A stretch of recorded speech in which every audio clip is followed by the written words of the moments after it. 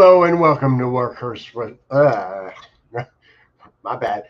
Hello and welcome to Workhorse Wrestling Network. You are gathered with us tonight for the cook. No, this is not the Cookout Podcast. This is the most chaotic wrestling review show in the multiverse. This is all for NAWT not. NawT.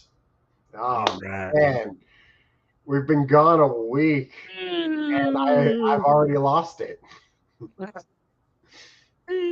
Yes, we are back as always on. Well, now we're here on Thursday night, and this is probably our last episode of Not in this incarnation. We are going to be switching to shorter, very short review shows of Raw and NXT. Most likely, the Raw review will be out probably sometime on Tuesday at the latest by Wednesday, and the NXT review will be out sometime on Tuesday, hopefully by the latest on Wednesday. But So, in the in meantime, a couple of we weeks, we're planning on bringing you guys something special, so stay tuned for that. yes.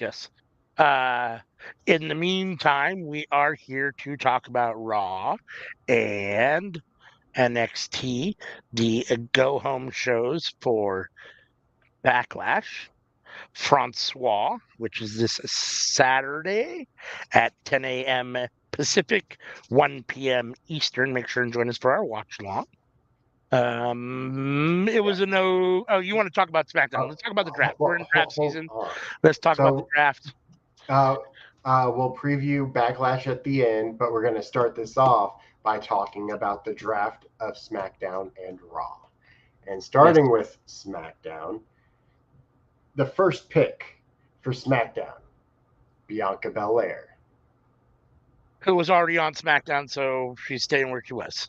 The first pick for Raw, Jey Uso. Who was also on Raw, so he's staying where he is.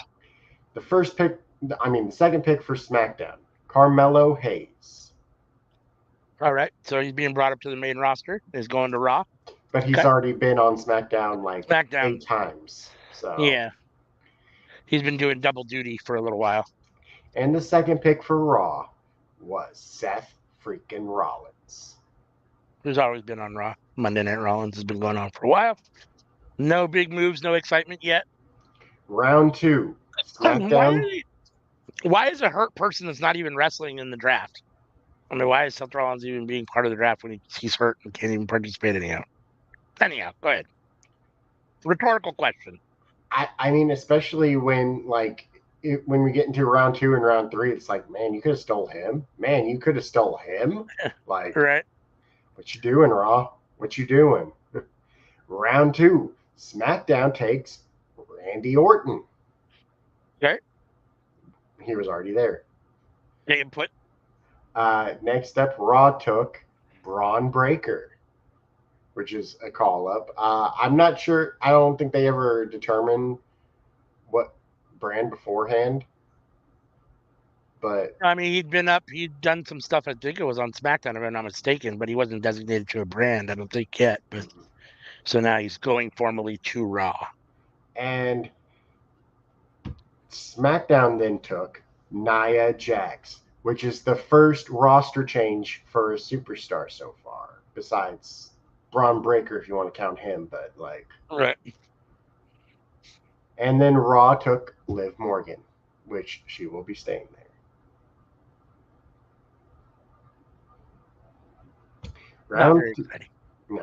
Round 3, SmackDown took L.A. Knight. Yeah, I would have picked him instead of Seth freaking Rollins in the first round.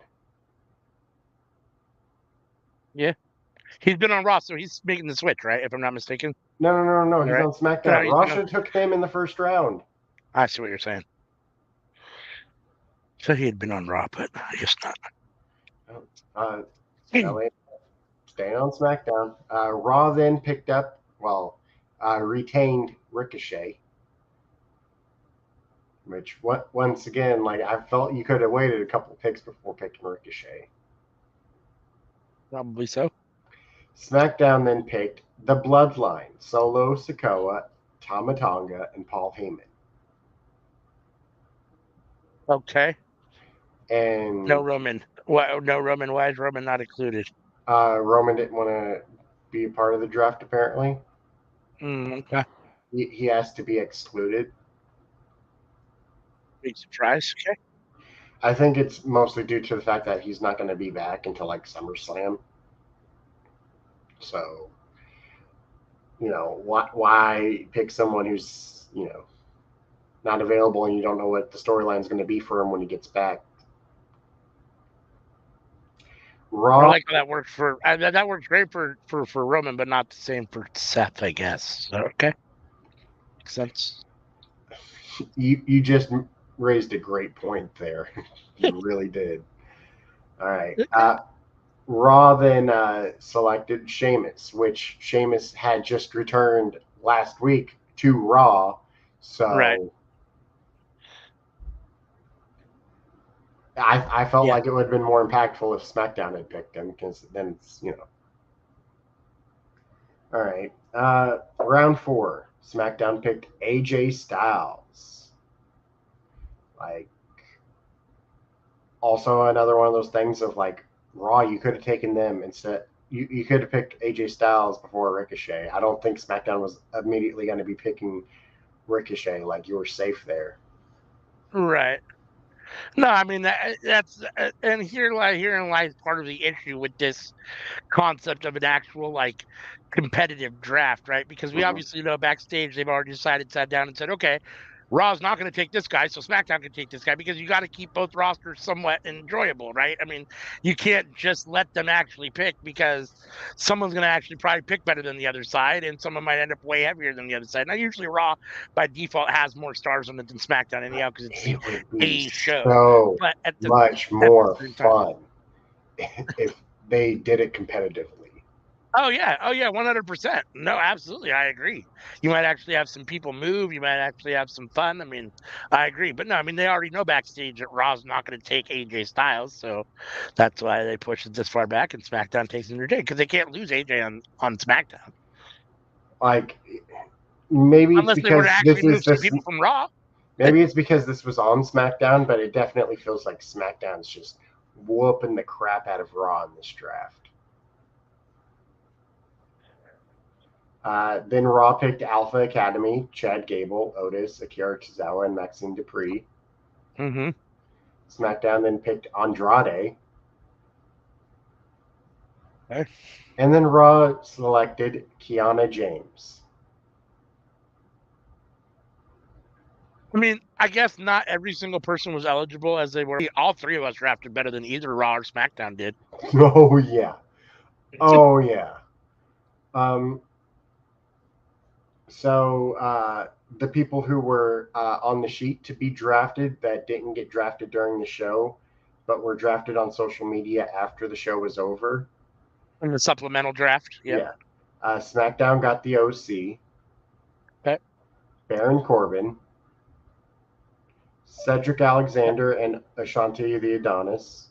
OC. I thought Chase was a little hard on my OC pick too.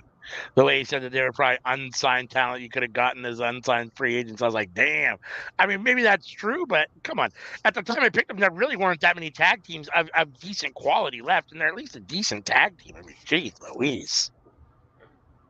Uh, Anyhow, Pretty Deadly didn't get picked, no. which is sad. But I didn't feel like they fit with my roster at all. Like, I I thought mean, of in them. I looked at hindsight, my when I roster and I was like, no. in hindsight, when I picked the Viking Raiders, it was between Pretty Deadly and the Viking Raiders, and I was looking at them both. I was looking at them both, and I totally spaced out that fucking Eric was out injured, and so I was like, "Oh man, the Viking Raiders are more. They're a little bit more hard hitting. They're a little bit more whatever." But then, obviously, I got dinged for Eric being out, and in hindsight, I should have taken Pretty Deadly. For me, I was looking between Legato and Gallus, and I didn't even know which dude from Gallus is injured. The what's his name? Mark Coffey, I think, is still out, isn't he? Oh man. I'm pretty sure. So that would have hurt me because I would have been going for Mark and Joe, not Wolfgang. Yeah, I think because I haven't seen them in a while now. I think one of them is still hurt, if I'm not mistaken.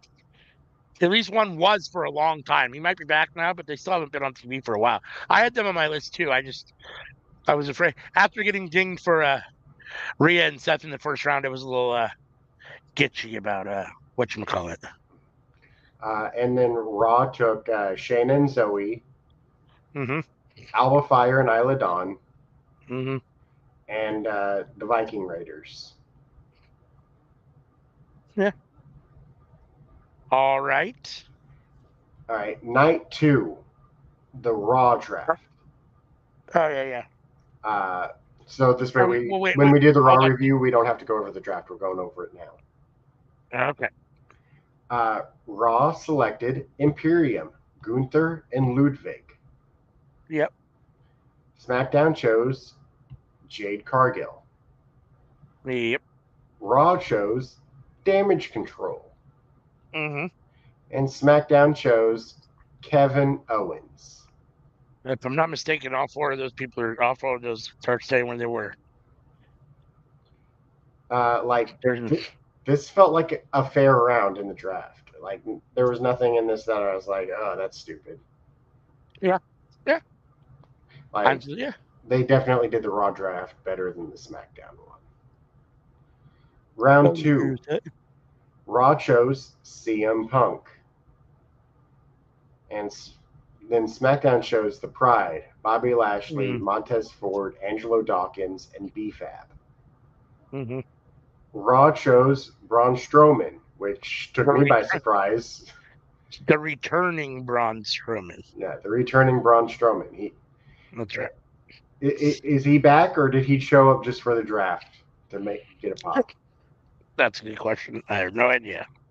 I'm assuming since he was drafted and on the screen that he's actually coming back, but who knows? They did the same with Sheamus. Like the one dude who didn't is freaking Bo Dallas or Alexa Bliss. They didn't come back in time for the draft, so let's see what happens with them. SmackDown then shows Tiffany Stratton. Yep. Which I can't hate on that. No, it's fine. Round 3, Raw chose the LWO: Rey Mysterio, Zelina Vega, Joaquin Wilde, Cruz del Toro, and Carlito. Not Dragon Lee. Dragon Lee's apparently like not on that list for whatever reason. I thought he was a member. Didn't you think he was too? Like he's been hanging out with them. He's been having matches with them. Like, is it because he didn't get a tattoo on his hand that says LWO yet? Right. That's a good question. Then immediately following that, SmackDown chose Legado, Santos Escobar, Angel Garza, Humberto Carrillo, and Elektra Lopez. Yep. Raw then chose Drew McIntyre, which solid pick. And SmackDown then followed that up with Shinsuke Nakamura, which you and me were big Shin heads. We are. And Anika took him pretty high, and Chase was fairly down on it. Chase was like, your Shinsuke pick. I was like, oh, okay, he doesn't like Shinsuke. Well, I mean, you and I are Shinsuke fans, and we hadn't gotten around to it yet. That's true. I did think that was a little early for Shinsuke myself, and we're both big fans. Yeah. Agreed. Round 4. Raw picked the Judgment Day, Finn Balor, Dirty Dom, and JD McDonough. Which, like, I kind of felt like this was a little low, but I guess it's fine. Like, I would have picked them over Braun Strowman personally. Well, I guess I don't understand. We're not all this. I'd have to look back at this. We're not all the same people eligible on Friday that they were on Monday. No. Why? They've been doing this every year. Doesn't make any sense. They make two lists: a night 1 list and a night 2 list. That's dumb. It makes no sense. Anyhow. Well, I mean, I don't hate it because the idea is, night 1, all the good picks are going to be taken, and then night 2, you're going to be picking up scraps. I suppose. I mean, so instead you have shitty picks taken on night one. I mean, what difference does it make? Right? I mean, well, you're going to make shitty picks at some point, Yeah, whether you sprinkle them in between both days, you're making shitty picks at some point. just save that for the last pick of the night. So, yeah, no, Uh, I mean, he would have think Judgment Day would have gone a little higher, but oh yeah, SmackDown then picked Naomi, which why is Tiffany Stratton round 2 and Naomi's round 4? why did Tiffany Stratton fucking eliminate Naomi in the whatchamacallit, Elimination Chamber? Why was Naomi the first person eliminated in the Elimination Chamber? Why did she lose 2 matches to Tiffany Stratton? Clearly, they think Tiffany Stratton is a bigger star than Naomi. Or they see a brighter future for her than Naomi. Maybe they think they already know what Naomi is and they haven't seen the potential. They haven't seen the ceiling yet for Tiffany Stratton. I don't know. I mean, we know that they like tall, athletic blondes, and Tiffany Stratton hits that bill. I mean, to be fair, Naomi is is not of that ilk, so it is what it is. I mean, She has one of the best moonsaults, but she also has the worst Boston Crab. I think Tiffany's adequate. I don't think Mm-hmm. she's definitely not good or great yet, but she's not terrible. I mean, she's Her okay for Boston as long Crab as is. she's been. Yeah, her problem. Well, the Boston Crab that we've seen her done has been bad so far, but in general, she's okay in the ring. I mean, she's probably Mm-hmm. where she should be for wrestling for 2.5 or 3 years. I mean, she's only been wrestling for a little while, so I Um, mean, I think she's getting a bigger push than she probably deserves, but I think that's because she has the look that they like. So definitely a high flyer, cruiserweight, not a technician. definitely, She would do well in AAA. All right. After Naomi, Raw picked up Ilya Dragunov, which solid pick. yeah, And yep, SmackDown followed that up with Chelsea Green and Piper Niven. mm-hmm, solid pick. So no. Oh wait, hold on. I'm trying to see here. Oh, I see these are the supplemental. Oh no, wait. There were more picks from the Hardy Boys. I mean, from the Dudley Boys. Yeah. Uh, Okay. round 5, Raw picked up The New Day. Yep. SmackDown grabbed Pretty Deadly. Mm-hmm. Raw followed that up with getting Lyra Valkyria. And then SmackDown got Candice and Indy. Yeah, I thought Chase was a little hard on Candace too. He thought I drafted her a little high. I think Candace is a little bit better than he gives her credit for, but You got her round 3? I don't remember. Yeah, I think so. 3 or 4. Yeah. I think it was 3. The end I'm of round 3 or so. I she it's not that she shouldn't be drafted, like, but I do understand, like, yeah, save that for round 5. I do Mm. understand.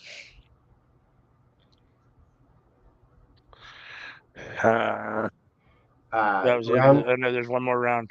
Yep. round 6, Raw got the Final Testament, Karrion Kross, Scarlett, Occam, Razor, and Paul Ellering. Mm-hmm. SmackDown then picked up DIY, which that's a surprise to me. Of like, why didn't you pick them up sooner? Like, you picked up Candice and Indy before this. Like, I Right. would have at least swapped those two. I would have picked up DIY and then Candice and Indy. Agreed. Agreed. Robin Agreed. chose Bronson Reed, Mm-hmm. and SmackDown closed out the show by picking up Blair Davenport. Bringing Final. up B Priestley from NXT. Oh, Blair Davenport. Sorry. Did you want to do the social media ones? Sure. Or Go ahead. no. I was asking you. I thought you had them up. It sounded like you were Oh about no, to talk about them. I don't think Okay. I have that. SmackDown grabbed Apollo Crews, Giovanni Vinci, and Tegan Knox. Okay. Raw then grabbed Natalia. So, like, Tegan and Natalia is no longer a thing. We can all rest easy tonight. Caden Carter and Katana Chance. Odyssey Jones, which apparently is on the main roster, but I don't think I've seen him on the main roster once. Yeah, I'm not sure why he's even involved in the draft at all when you don't use him at all. But They picked up Dijak, so I would assume that means they're going to use him and stuff. And he's not, but we'll find out. I assume he's still going to be on NXT, though. Raw also got Diamond Mine, Julius Creed, Brutus Creed, and Ivy Nile. Solid pick. I'm surprised they weren't on the actual show. Like, how's this a social media pick? I don't know. Yeah, I mean, when you talk about the Viking Raiders are pretty deadly. I mean, the Creed brothers, and I missed them too, and Nico was able to pick them. I mean, in theory, they should have been on my list above either of those teams. So I like the Creed brothers. They just got overlooked when I was drafting. I mean, I would have picked him up, but I needed a heel tag team. Is what it is. I had no room for more faces. I was face heavy. I had like 5 more faces than I had heels. And then Raw closed it out by getting New Catch Republic, Pete Dunne, and Tyler Bate, leaving SmackDown, which also that was a pick that could have been on TV. Yep. Agreed. So, and like, I feel like they should just like pull the trigger and make it a real thing and like make USA and Netflix like actually participate, like bring in their board people and like have the board people come in and be like, oh, we want this star, and like make it an actual competition.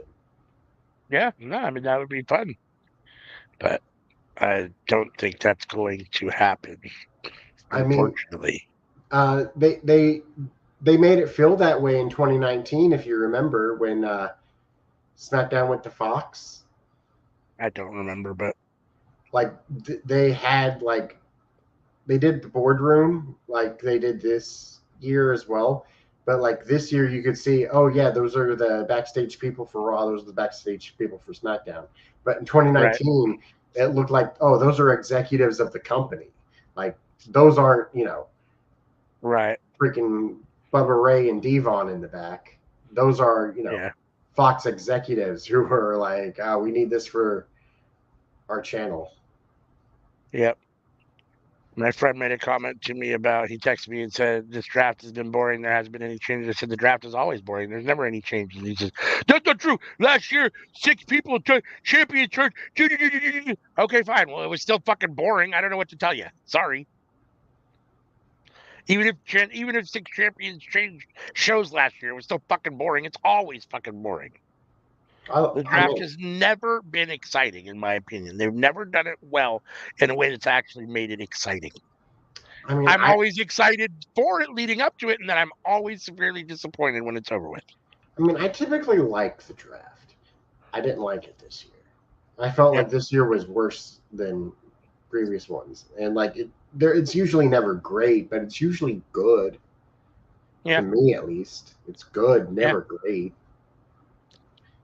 This was like edging on being bad.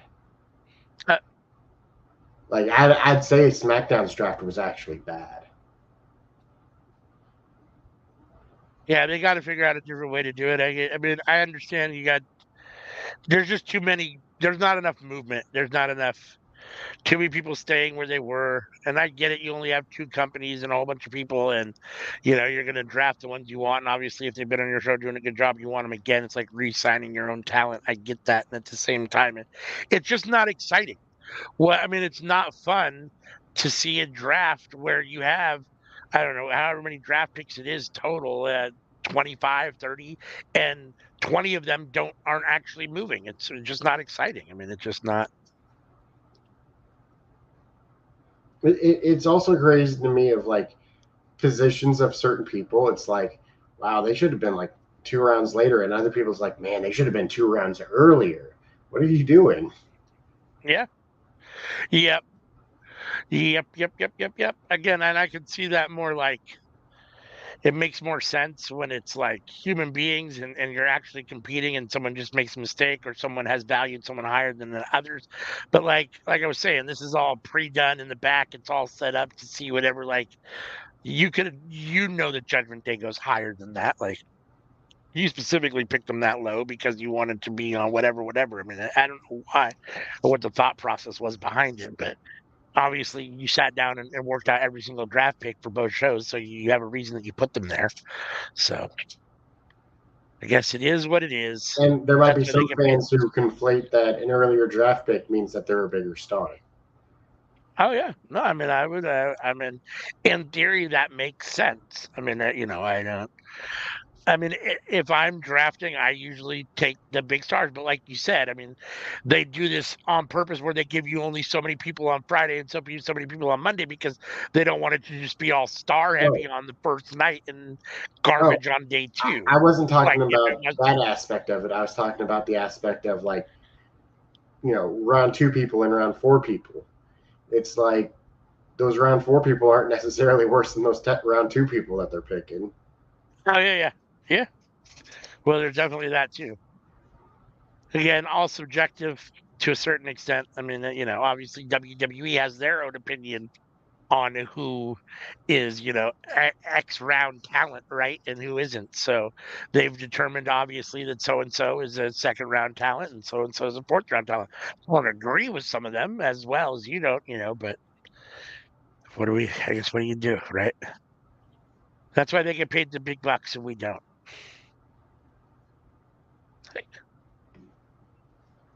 Anything else you want to say about the draft before we start on Monday Night Raw? Do better. That's it. Do better. Do better. All right. So Monday night from what, 3 nights ago, the 30th of April. Our go home Monday Night Raw before Backlash started with Logan Paul. He arrived. He's greeted by the Judgment Day and NFL superstar Patrick Mahomes. Which Sammy is a Patrick Mahomes fan, as he is a Kansas City Chiefs fan, so that should make you happy seeing him Oh, I was involved here. very happy. I Um, was upset that like no one else was watching it with me. I was like, "Oh shit, it's the Chiefs. Patrick Mahomes is on my TV." Woo. they all admired each other's belts, Logan and Damian, and yeah. All right. What do you think about this little tiny opening little bit? Um, I thought it was nice with the punch that JD got with the 3 Super Bowl rings. Yep. Yes. He did get hit in the face, and he kind of looked almost like Malachi Black does with the face paint. Kind of what it looked like afterwards. Then we had some commentary hyping up the draft, and that led into Becky Lynch, who was here to have a chat and is ready for a faced or is ready to face her number one contender, Liv Morgan. Uh, Liv's happy she took out Rhea. And here is Nia Jackson interrupts because she needs to be on both shows. Sorry, I'm reading this report here because whatever. Let's see. Oh, I got an alarm going off. Sorry. Uh, what do you think here about this segment with these guys? Becky Lynch, Liv Morgan, Nia Jax. I Jackson's going to be was going to another show, so I was a bit irked on having all the SmackDown people showing up on Raw for things that they're not even involved in. yeah, I can see that. Like, if you want somebody to interrupt Liv and Becky, like, there's other people you can have to do it. But like, by like having Naya out there, it feels like, oh, they're going to continue the storyline. It's like, well, not actually, because she's actually going to be on SmackDown now, and so Naya's not going to interact with them for another year, aside from Rumble and maybe War Games, if you know. Yeah, we'll see. I don't ever believe that the brand split actually ever sticks and stays. So 3 months, Nia Jax will be on Raw again because for whatever reason, it is what it is. But we'll see. We'll see. I'm always cynical about the draft and the brand split. So, um, then we got Steph out for the picks. We already went over those picks, so we're not going to do that after the first round picks. Also, another thing is that like if they were to do like supplemental trades after the draft of where having Raw be like you got this one person, we really need them. We'll trade these two people for that one. I'd be here for that. I'd be here for some of that. I'd be here for anything to make it more interesting. Draft day trading. I'll trade you, so and so isn't in the because not every single wrestler is in the pool, right? So like so and so might not be in the pool. I'll trade you so and so and my, draft pick in the third round for your earlier draft pick in the third round or your draft pick in the late second round or something like that. Or yeah, could make it fun. Let's see. So passing up the draft, we've got next Xavier Woods versus Gunther. We got Kofi and Kaiser 2. Solid match between Woods and Gunther. Gunther taps him out with the STF. It says this was 16 minutes and 30 minutes, or 16 minutes and 30 seconds. I like Xavier Woods. I'm a huge Xavier Woods fan. I like Kofi Kingston. I like the New Day. I was never necessarily the biggest fan of all of them together, which is really funny because I like all of them separately. I just am not a big fan of like the whole bootios and the pancakes I thought a lot of that stuff was really corny and stupid. Where all three of them are really solid wrestlers. I feel like a lot of times New Day was made to just be a joke. And I know that Xavier had a lot to do with that, and he likes being funny and all that stuff. So more power to him.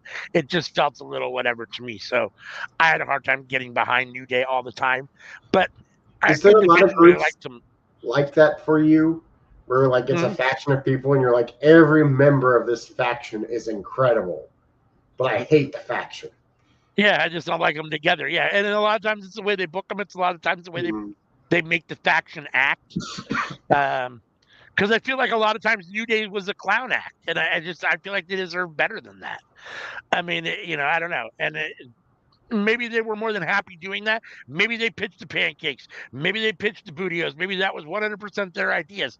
But without knowing that, it feels like WWE gave them bullshit fucking clown shit to do. And they made the best of it. And so in that case, that's how I'm looking at it. And it pisses me off. So I loved the ride along episode that they did for the New Day. And I haven't seen that. It was such a long time ago. Xavier Woods was like, "All right, I'm getting hungry. What do you guys think about going to Waffle House?" and Big E was just like, "What'd you say? You want to go to Waffle House? You don't say that word. That's blasphemy." What? What did I say? You do not say waffle. Say W House. You're not allowed to say waffles. You're not allowed to say Waffle House. So let's see. I thought Woods and Gunther had a decent match. A little bit better than decent, better than some of the matches that they have on Raw sometimes. Both guys are, obviously I love Gunther. I think he's at the top of the pile for me at the moment, really. And I'm a huge fan of Xavier Woods, so I was happy to see both these guys in the ring together. I think this is a good match for Gunther and for Xavier, and I enjoyed it. I'm a big fan of Gunther, but I'd say you're a bigger fan of Gunther. I would agree with that. Let's see. Then we had Jey Uso, who says he's ready for the pressure of being the number 1 overall draft pick.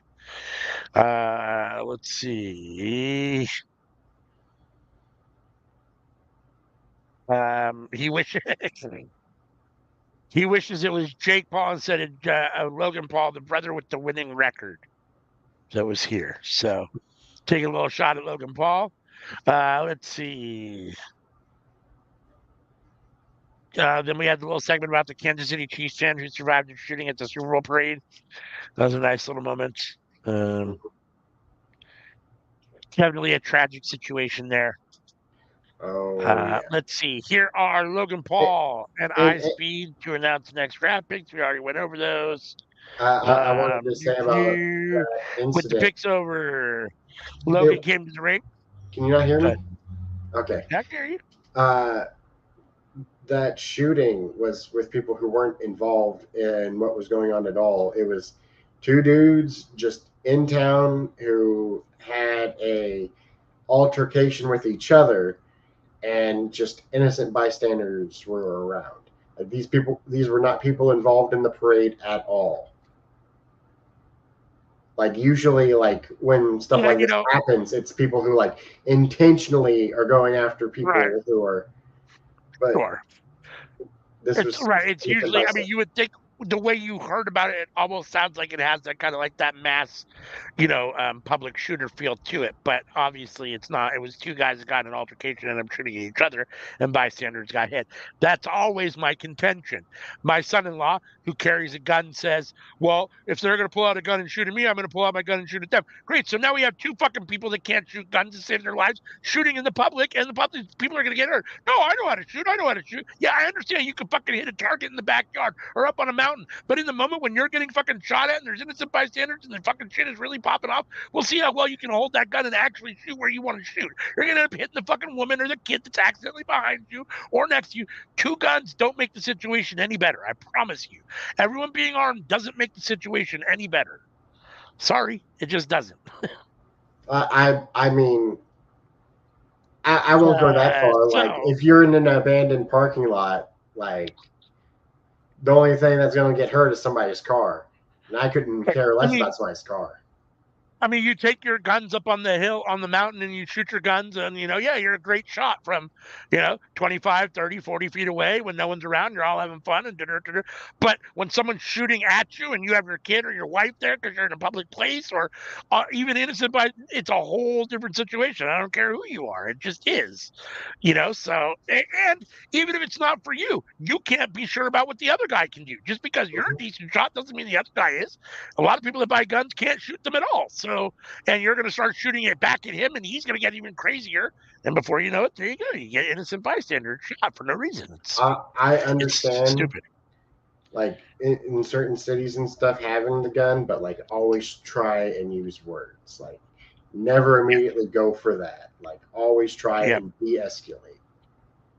Yeah, I mean that's the problem, right? Is that people get offended and get scared and can't fight, and then before you know it, they end up shooting somebody because they're fucking scared. It's dumb. Mm-hmm. Let's see. So the picks are over. Logan Paul comes to the ring. He talks about how Damian Priest is going to beat Jey Uso. Jey can't do anything on his own. Let's see. Here comes Jey Uso to threaten Paul with some yeeting. Paul says he's been yeeting since 2017. Out comes the rest of Judgment Day. Patrick Mahomes gives him his Super Bowl rings, and Paul hits JD McDonough by mistake.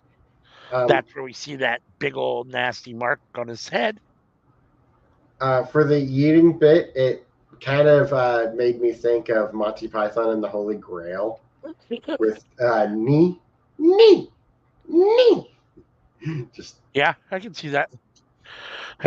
Speaking of, speaking of Monty Python, I don't know. There's a whole tangent, but and I don't know. I don't really want to get into a whole conversation, but it just made me think about it. I just read a little article about John Cleese, who was saying that they're doing a new Monty Python play based on like three famous episodes of Monty Python over the years. And they had to take out a bunch of racial stuff because it doesn't fly now. And he was ultimately complaining about the liberal left and the PC world and now people don't know how to take a joke anymore. And okay, I guess it is what it is. So let's see. Then Braun Strowman came down. He had to be held back from Mahomes in what was a little bit of a weird little segment. Yeah, they definitely don't want to let Braun Strowman get a hold of Patrick Mahomes. That'd be quite an issue there. I think the Kansas City Chiefs would be very happy with that. Um, but let's see. This whole thing was kind of weird. What do you think of this whole bit here I thought it was. with JD getting punched? I enjoyed him getting punched. It's always nice seeing JD getting punched. I also wanted to state about comedy, like offend everybody. That's my stance. Offend everybody. Go for it. Do it. Like the number one thing is like seeing like paraplegic people, handicapped people in comedy audiences, and then for them to feel awkward that like they're not involved, that like you're not willing to include them, like they want to be part of it, and it's like go ahead, include everybody, don't exclude anybody. Everyone should be included. That's how I feel. Yeah, I mean, I think it just depends. I mean, I think different people work different ways when it comes to comedians, and if you're the kind of comedian that works um, dark and offensive, then you should be offending everybody equally. I do think there are some comedians that don't have to do that and get over and aren't that kind of way. So I think it's possible to not be that way, but that doesn't mean that everybody can do that too. Just because some people can do something one way doesn't mean everybody can do it that way, right? Some people are only funny or good in particular ways. So, and when you eliminate XYZ, maybe they're not quite as funny. So, working clean isn't for everybody, but there are some people that do work clean and they're funny. I mean, for me personally, I think Jim Gaffigan's fucking hysterical. He might be my favorite comedian. Dude works extremely clean. Mm-hmm. I mean, it's almost nothing dark ever. I mean, he might say a little something here or there, but very, very little. So I mean, it can be done. And then you get the Bob Saget's, rest in peace. But the Bob Saget's, who every single joke was as dirty and as nasty and as filthy as it possibly can be. I mean, the first time I heard Bob Saget stand up, I thought to myself, this is fucking Danny Tanner from Full House. Like, you got to be kidding me. Like, this dude's talking about getting fucked in the ass and fucking people. It's like, oh my God, holy shit. Like, this was the wholesome dad from Full House. So, but that's how he worked. And maybe he couldn't work clean. I don't know, so I don't know. It just depends on what it is. Oh, Eminem has that line. Will Smith doesn't have to cuss his raps to sell records. Well, I do, so fuck him and fuck you too. So I mean, it is what it is. I mean, maybe Eminem can't do. I mean, I'm sure he can because I think he can do anything rapping wise. But maybe he doesn't want to do music that's clean like that, where that's what Will Smith has been known for. So it's all just whatever floats your boat and what you can do. I mean, I don't know. also, Um, you can't be a one-trick pony. Like yeah, like you can't just make fun of one type of person, one group of people, one anything. Like you have to diversify your jokes because otherwise it just seems like you hate that one thing, and it's yeah. like good. Yeah, no doubt. I mean, if you're going to be offensive, you got to be an equal opportunity offender Yes. or not Mm-hmm. offend anybody. I mean, you can't just offend one or two people because, like you said, then it's going to look like you're singling out. At the same time, I get it. Like I watch offensive comedy and I like it, but at the same time, I also find myself cringing, and I also know it's very inappropriate. I But mean, but it's that, like that's why would also why would that's you like also that? kind of fun to me to You know. cringe to ooh like ooh. Like that's pretty fun. Yeah. Uh, So back to Raw. Let's see. R-Truth made a deal with Chad Gable, which is for a title shot tonight in exchange for two things later. Miz comes in and says this is a draft with R-Truth, thinking they might be drafted to the NFL. R-Truth with R-Truth gone, Gable mocks Miz and gets jumped by Sami Zayn. Truth is always awesome. Obviously, Hmm. I like Truth. Um, he's always great for thinking something else is going on than it is. Triple H was in the ring when he wasn't. They're getting drafted to the NFL when they're not. Um, truth is great. That reminds Um, me of on the draft on Tuesday. I drafted R-Truth second round, and like nobody reacted to it, and I was like, "Oh, was I the only one thinking R-Truth this early?" no, I mean I had Awesome Truth. They were going to be my third round tag team, but you picked R-Truth As a earlier than I could solo. get to a second. Yeah, earlier than I could get to my second or my third tag team. But they were my third tag team on my list. So, but like I said, you had taken them already. So, I, um, or I, you'd taken R-Truth. So, listen, I uh, love R-Truth. Like, I like the Miz. I love R-Truth. Like, what comedy do you think? gold. He can go in the ring. Like, also, like, for the backstage, like what's it called? Not Talking Smack, but the Raw one, Mm, uh, Raw Talk. I forget Raw Bump or something, or the Raw Talk. Is it called Raw Talk? I don't know what it's I called. think it's Raw Talk. Yeah. Like he was hilarious on that. I remember he was talking with Shayna Baszler on it, and Shayna Baszler was saying how like disgusting catering was, and he was like, What you mean? Like, did you try this? Did you try this? Oh, you should have put gravy on that. It was delicious. I went back for seconds on that." And Shayna just, not being able to keep a straight face with R-Truth talking about catering.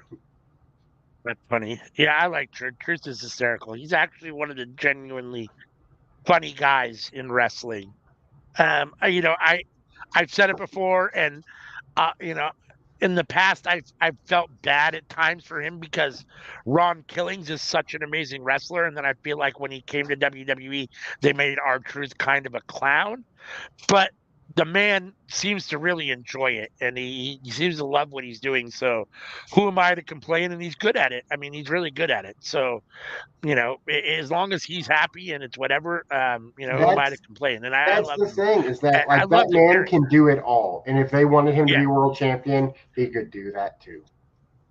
yeah. I mean, that's the thing is that I feel like they've never quite given him his just desserts, right? Like, not that anyone deserves anything, but I feel like over the time that he's been there, he's earned like a shot with a major title. I mean, at some point, I mean, not just the tag team titles, not just a 24/7 championship, but something major with some teeth in it, right? I mean, that would be but I'm not sure WWE sees him quite that way. I think they just see him as the kind of comedy guy that can do funny stuff. I mean, I don't know. I don't know. And yeah, I just Let's think see. anything you give him, he'd be able to do. Just give him something he can sink his teeth into, and like he'll bring you gold no matter what. He Yeah, can turn chicken shit into chicken salad. let's see. Then we had intercontinental title match between Big Thick Boy Bronson Reed and Sami Zayn. Sami Zayn hits him with the haluva kick, but then Chad Gable runs in for the DQ to further spur this feud between Gable and Zayn. Gable wants that title. Zayn and Gable should be fun when it ultimately happens. Are we getting that at? Do we know yet? We're not getting I that don't at think it's Neutral been Color, right? announced, but like I they was gonna say have to have we're not Sammy on the card. Like at Backlash. Yeah, you too. have what, two wrestlers who speak French? You have to have Right. both of those wrestlers on the card. I would agree. So I would agree with that. So we'll see what ends up happening. Maybe we'll get a triple threat between Reed and Gable and Zayn at Backlash. But again, they haven't announced that yet. And Backlash is in a few days, and this was a go home show. So I don't know. What'd you think of this with Bronson Reed, Sami Zayn, and Chad Gable? Uh, I wasn't expecting Bronson to still be involved in this. Yeah.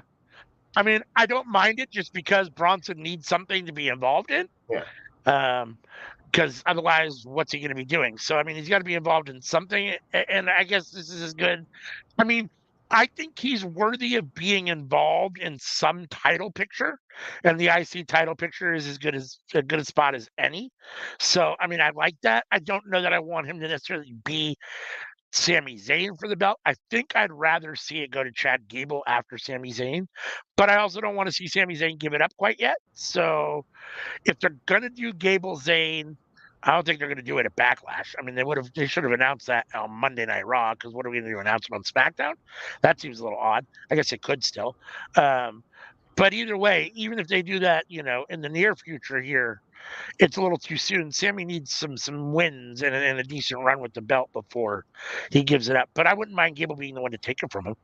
And here's my mindset to it is that if Chad's a heel right now, like we just had a heel champion with the IC title on Raw for over a year.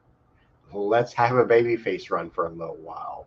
Let's have him face some of the heels. Like, I'm not ready for Sammy to drop that title just yet. It's Chad. I agree. Braun Breaker backstage interrupted by Sheamus. Sheamus. Sheamus says he's a big fan. And you see a very pissed off Drew McIntyre storm by. Candice LeRae versus Maxine Dupree. Candice LeRae gets the win with the Wicked Stepmother at 1 minute and 47 seconds in a definite squash match. Why is Maxine Dupree even still on TV at this point? Now, don't get me wrong. I don't want to be the same guys that booed her and talked all kinds of shit and made her feel all bad and cry.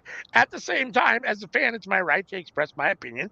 And Maxine Dupree is not a good wrestler. And she doesn't seem to be getting better, at least not fast enough for us as fans that watch her on TV. So, as far as I'm concerned, she probably should just be taken off of TV. I don't even necessarily need to see her get squashed. I mean, I know you need people to take squashes, but I don't even need to see that even. So, I I don't think know. Sol What do you think of Ruca this? is Anything better. you want to say? Yeah? What do you think of this? Anything you want to say about this? Candice Um, and Maxine? Nope. All right. I would Carlito. Okay. prefer Candice to have like an actual feud with somebody. Yeah, that would make sense. Like Uh, this is like the best feud she's gotten, and it's like this is the best you can give her. yeah. Yeah. I agree with that. Without She seems to suffer a lot from not Not being connected immediately with Johnny Gargano all the time. So, yep. Happy birthday, early birthday, Hassan. Hope you have a good birthday happy tomorrow. birthday. Let's see. We had Carlito be revealed as Dragon Lee's attacker and turning on the LWO. I felt like that was on SmackDown. That was on Raw. Huh. Man, the days just bleed together.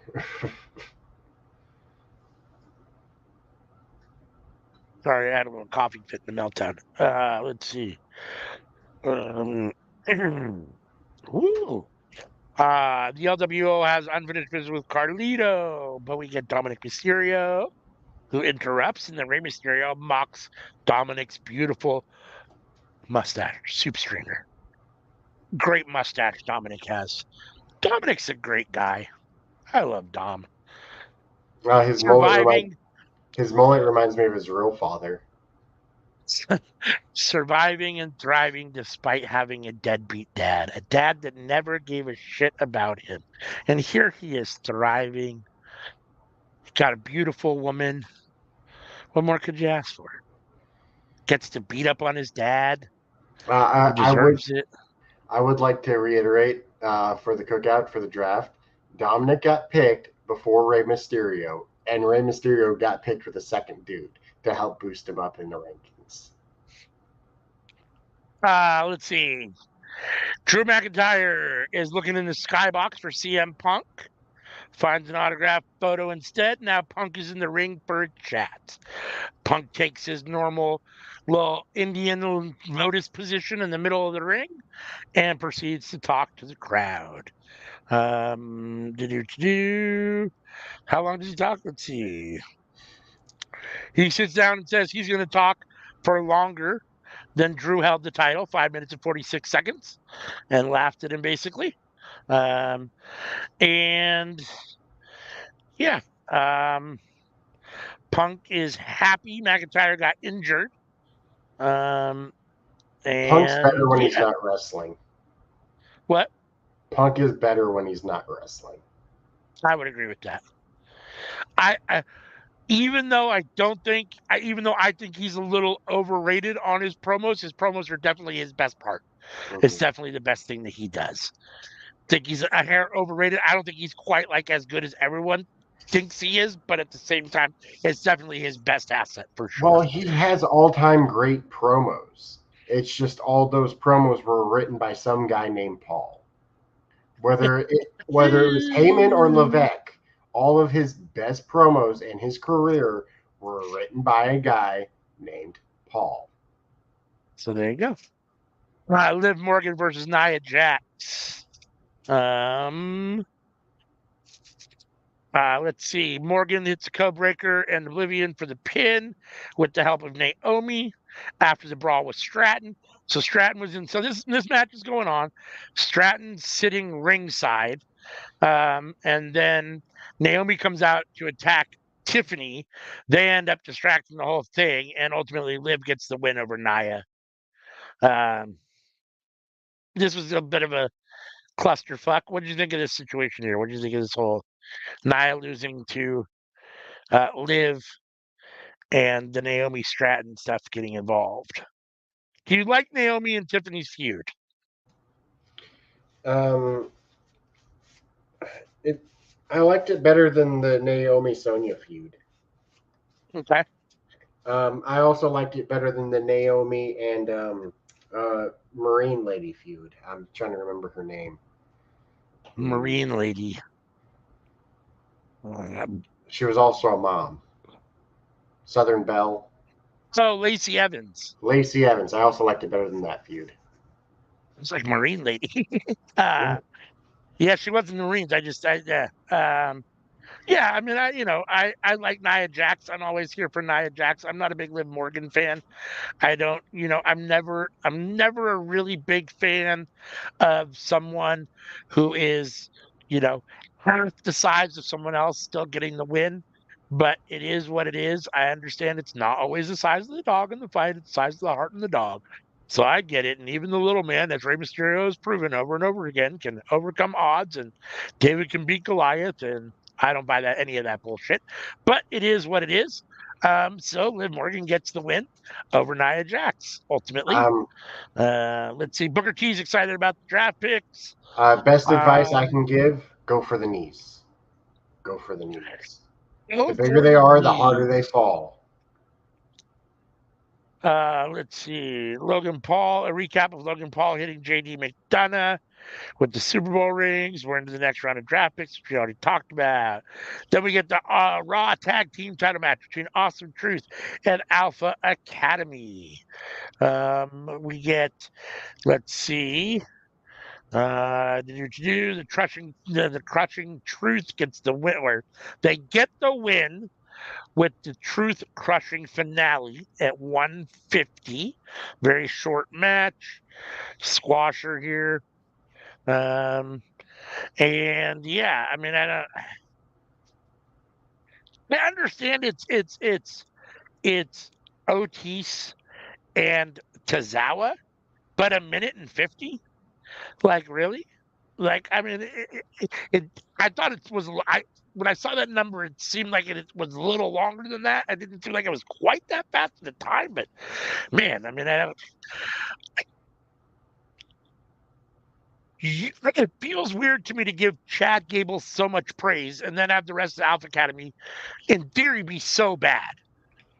Otis, Tozawa, Maxine Dupree, they're terrible, right? So, I mean, for all intents and purposes. I mean, Otis was okay, and he has been okay at different times, but right now Mm, he's down, right? And a lot of people, it is what it is, right? So with I Otis, Tozawa, who should be good, has always been a clown act, and we all actually pretty terrible. So, or not, yeah. I don't like know.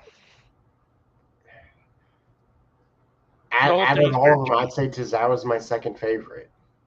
Yeah, the whole thing is weird to me. I don't know. The whole thing Like is weird to me.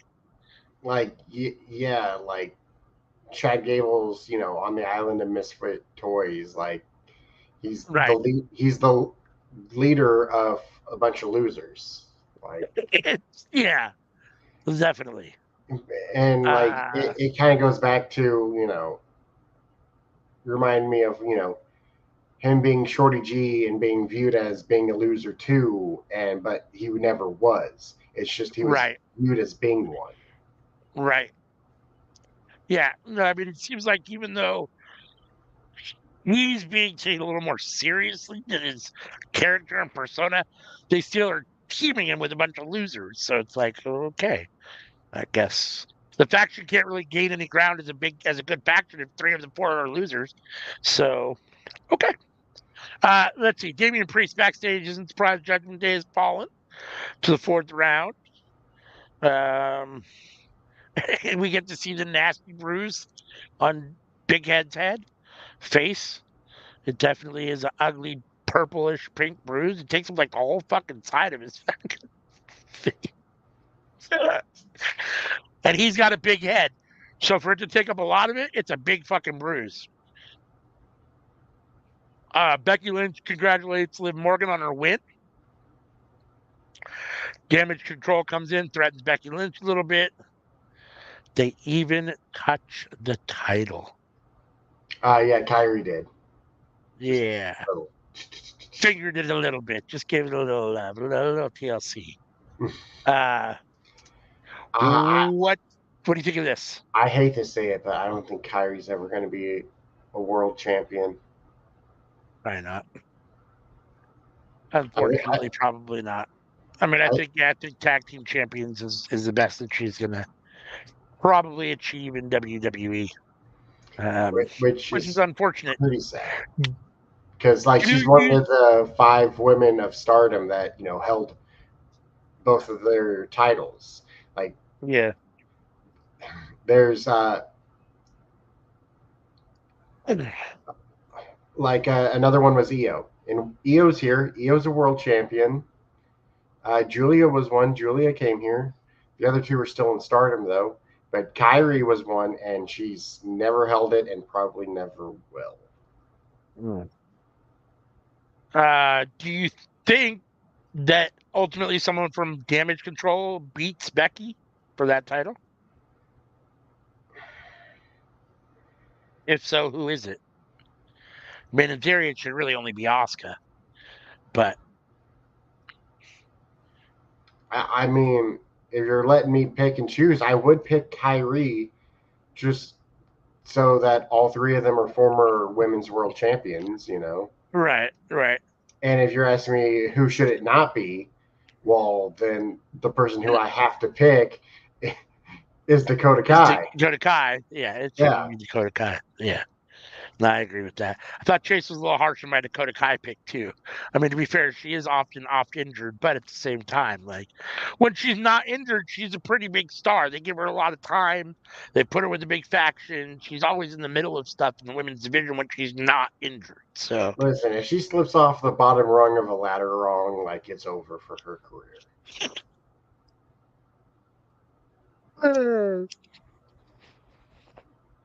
let's see. Here's an all this out for the next round of picks. Then we get Jay Uso, Ricochet, and Andrade. Very weird group of 3 people People against who don't like Judgment Day. yeah, I mean That's that's the that's only thing, literally right? it.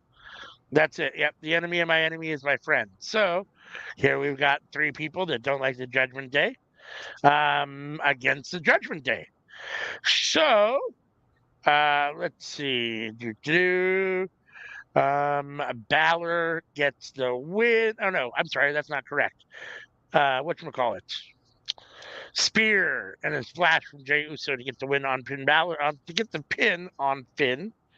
With the caveat of JD getting himself involved being a distraction and accidentally hurting Judgment Day because of it. Yes, which is going to be an interesting thing. I think that ultimately Balor and JD are going to go their own way, and there'll be a split. I think Dom will stick with Mommy somehow. Damian will do his own thing, and Balor and JD are going to go be a tag team. I don't know. I mean, I I guess. I had thought that Dom would join Legato for a bit, but then Legato was drafted to SmackDown and LWO to Raw, and it's like, oh, well, he's not joining LWO. No, he's not joining LWO. I know in the past Finn's been pushed and Finn's held titles and all that stuff. It feels like they've cooled, even though he's part of Judgment Day. It feels like Finn Balor's been cooled way down, and it feels like if Judgment Day splits up and he ends up in a tag team with JD McDonough, that's really cooling him off. Like, Here's the thing: he got a shot against Roman, he yeah, lost. He got he a did. shot against Seth, and he lost. And then I think he He got did. a second shot against Seth and lost again. Like, yeah, I'm sorry, bro. Like, we,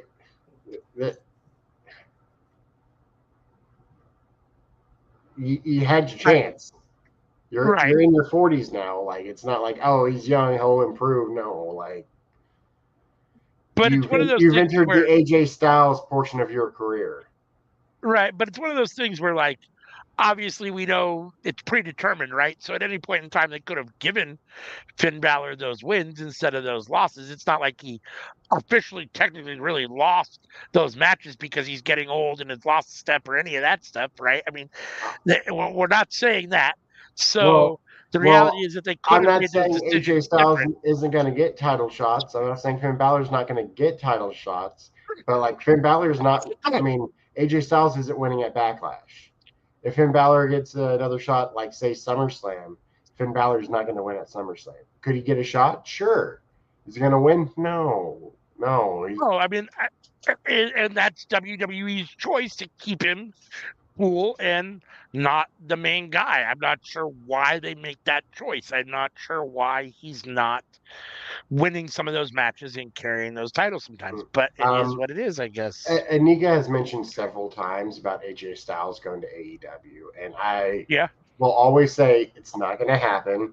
He's going to retire and he's going to work backstage for WWE, where he's going to make a good, solid paycheck and get to continue doing what he loves in a company that he pretty well enjoys. Finn Balor, he could go. Finn Balor could definitely show up on AEW. Finn Balor could be a future AEW World Champion if he gets there soon enough. Yeah. I definitely wouldn't mind seeing that. I mean, as much as I think you're probably right about AJ, I would love to see AJ end up in AEW.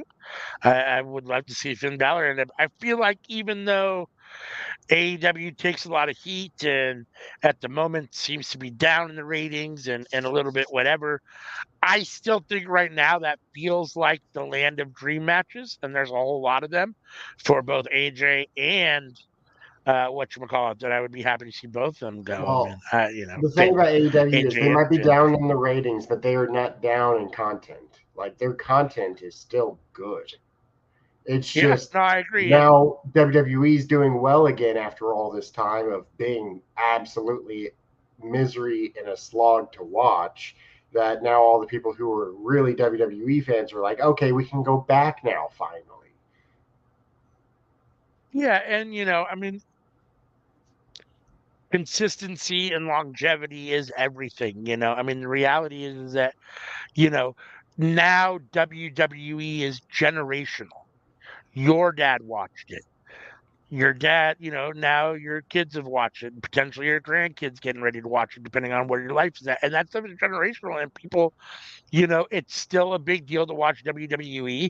And even when it's bad and slow. And AEW just hasn't reached that point yet. I mean, they have great content, they just haven't reached that point yet. And it honestly, I've said this before and I'll say it again. And they can say, Jimmy McRam can say what he wants to an AEW Ramble. The reality is that they don't have to beat WWE. They Mhm. never have to beat WWE. Mhm. All they have to do is compete in their time slot on whatever channel they're on and be the highest rating for that time slot in their Uh, channel or that demo when they're on. And they are. So that's all uh, that matters. well, they actually exceed expectations because the expectation when they signed on to be on TNT was to reach 500,000. So And there you go. I think they've only gotten below 500,000 twice, and it was when they were on a different time slot or on a different night. So there you go. I mean, would it be great if they were doing over 1 million all the time, or if they were doing 2 million like that? Sure. And maybe in 10 years, 5 more years they will be, or 10 more years they will be, or 15 more years they will be. I mean, I don't know. We'll see. But I mean, WWE has a lot longer time and a lot. I mean, like I said, it's generational. It's family. It's habitual now to watch WWE. It's just become a part of the fabric of society. It's been on so long that AEW hasn't reached that point yet, but it will at some point if it stays around. And Here's those the numbers will go thing higher. with me is that like I'm never gonna play favorites. Like I'll talk shit about who's in charge if who's in charge is doing a shitty job, but the wrestlers I like are the wrestlers I like regardless of where they're at. Like I'm a Yeah. big Mercedes Monet fan. Whether she's Sasha Banks in WWE or Mercedes Monet in AEW, I'm still a fan of her. My favorite, John Moxley. Like if he were to go back to WWE tomorrow, he'd still be my favorite wrestler. Like him being in whatever company doesn't affect how I feel about him. He's my favorite. Yeah. I mean, my favorite fluctuates based upon kind of how they're going and what they're doing at the time too. So like, I mean, I have my all-time favorites, but in the moment when you say who's your current favorite or whatever, some of that is definitely affected by their current story, what they've been Mhm. doing, how well they've been wrestling recently, all those kind of things. And I do think that um 4 years ago, I would have guy, told you Asuka's my favorite women's wrestler. guys going other places where potentially they're limited again, going back to being Dean Ambrose, I think you lose something. And so I don't know that Oh, I they don't know wouldn't that do he would that. be I don't think he would be as Sean Spears, look at him. He yeah, didn't go back to being Ty Dillinger. yeah, no, that's true. That's very true. That's very true. It'd be very interesting to see if they brought him in as John Moxley. I don't know that WWE really has a lane for a guy like Moxley because they're pretty fairly PG still. And You know, Moxley's definitely not just blood wise, I but just had in a thought general. about that of if WWE wants to use this time where they're pretty much like on the top of the mountain again, like everything's going well, if they would cut a deal with Netflix and be like, hey, we're going to bring back WCW and ECW on Netflix for an hour each week and showcase Interesting. stuff that you wouldn't normally see. Yeah, I don't know. I suppose that could be possible. I don't know. I Um, mean, will they do it's an that? interesting Probably idea. not. But like, if I No, I was mean in, it's an interesting idea. like, if you can get Mm. Netflix to fork over some extra cash and give them an extra couple hours of content, like, sounds like a good deal. Mhm. You can do extreme stuff, and I mean, when you think WCW, what do you think? Geez, I'm not sure. It feels like a trick question because I feel like you have a specific answer and I don't know what it is. Uh, Oh no, but no, I was legitimately asking you. Like, if you're going to bring WCW back, how do you make it different from Raw and SmackDown? oh, geez, Louise, that's a really tough question. I mean, you clearly have a format with ECW because you have the extreme format that the other shows don't do. WCW is a little bit harder because really WCW is really competition in many respects, direct competition to, Raw and so on and the other major shows that WWE had going on at the time.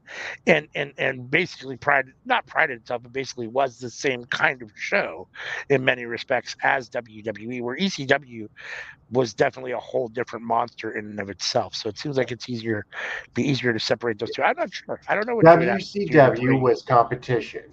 ECW was alternative. Yeah, yeah, exactly. I think it's easier to bring back the alternative than it would be to bring back WCW at the moment. I don't know. I'm not sure what you would have to do to make it different. I mean, The what only thing made it is they already different? brought ECW back once, and Vince fumbled that ball so hard. I don't know if people would accept them doing it again. Yeah, no, I mean, I agree. I mean, the only saving grace is that Vince is gone. Um, in theory, H's could put Heyman back in charge of an ECW brand and let Paulie Dangerously do his thing. Um, I don't know that we would ever see that again, but I'd be into that. I Um, I think that would be great, especially for him to like swan song himself, you know. yeah, yeah. But For I don't know if WCW Paul really thing, wants to do that because that's a lot of dedication, that's a lot of time, that's a lot of energy, and yeah, Paul's not as young as he used to be. yeah, I don't know if he would want to like do all of that all over again for a third time. yeah. I don't know either. Yeah, I don't know. I mean, I guess you could bring a WCW back in some sort of format, but what guys are you going to put on it? What are you going to do? I don't know. I'm not sure. That would be odd to me. I'm not totally sure. I wouldn't be opposed to.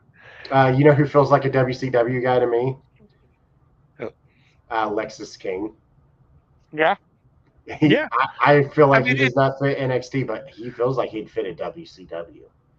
yeah. I mean, the WCW in many respects, their roster was a lot of just ex WWE guys and guys that they poached from the. So it's hard to like who's a WCW guy. Well, they were all WWE guys to begin with for the most part. So they all feel like WWE guys too. I mean, I don't know. It's weird. That one would be a little bit harder for me. Um, if you did, trying to think. I know that, and I have no idea what happens to all of the archived content. I don't know if they move everything from Peacock to Netflix, so you can just watch old episodes of WCW on Netflix now, like you can on Peacock. But I'd almost be up for them just re-showing actively like old episodes of WCW instead of trying to redo it. So start it from the beginning and like just have weekly shows where like once a week they have the last, the next episode of what it was way back when, and just watch it all kind of again. Well, Um, actually, and they I just actually, idea just came to my mind. I've said this before for AEW to do uh, a Saturday morning show, like old school wrestling used to be, yeah, and there you go. like showcase it more towards kids to watch, Yeah, and less yeah, reality TV that WCW went into, you know. right, right. But like, I feel that Raw does that so much already of reality TV. Like that's something that's like bled into WWE over the years. I Oh mean, yeah, even like with the Miz, he comes from reality TV. You have stars coming in like Logan Paul. Logan Paul is so reality TV, it's not even funny. oh yeah, And like it's not a bad thing, but it's like so detached from what like wrestling used to be. Like from what like how Gunther makes me feel. right. Like Gunther is so opposite of reality TV. Yeah, Like, yeah. No, I but mean it's one of those things, when Vince was in charge and he wanted to be, really sports entertainment. they ventured much more into the entertainment than they did to the sports. I mean, side of it, and as a result, the better talkers, the better showmen, the better actors, as opposed to the better wrestlers. All right, A where'd we lot of the leave time, off? huh? Where'd we leave off? Give me just 1 second to cough.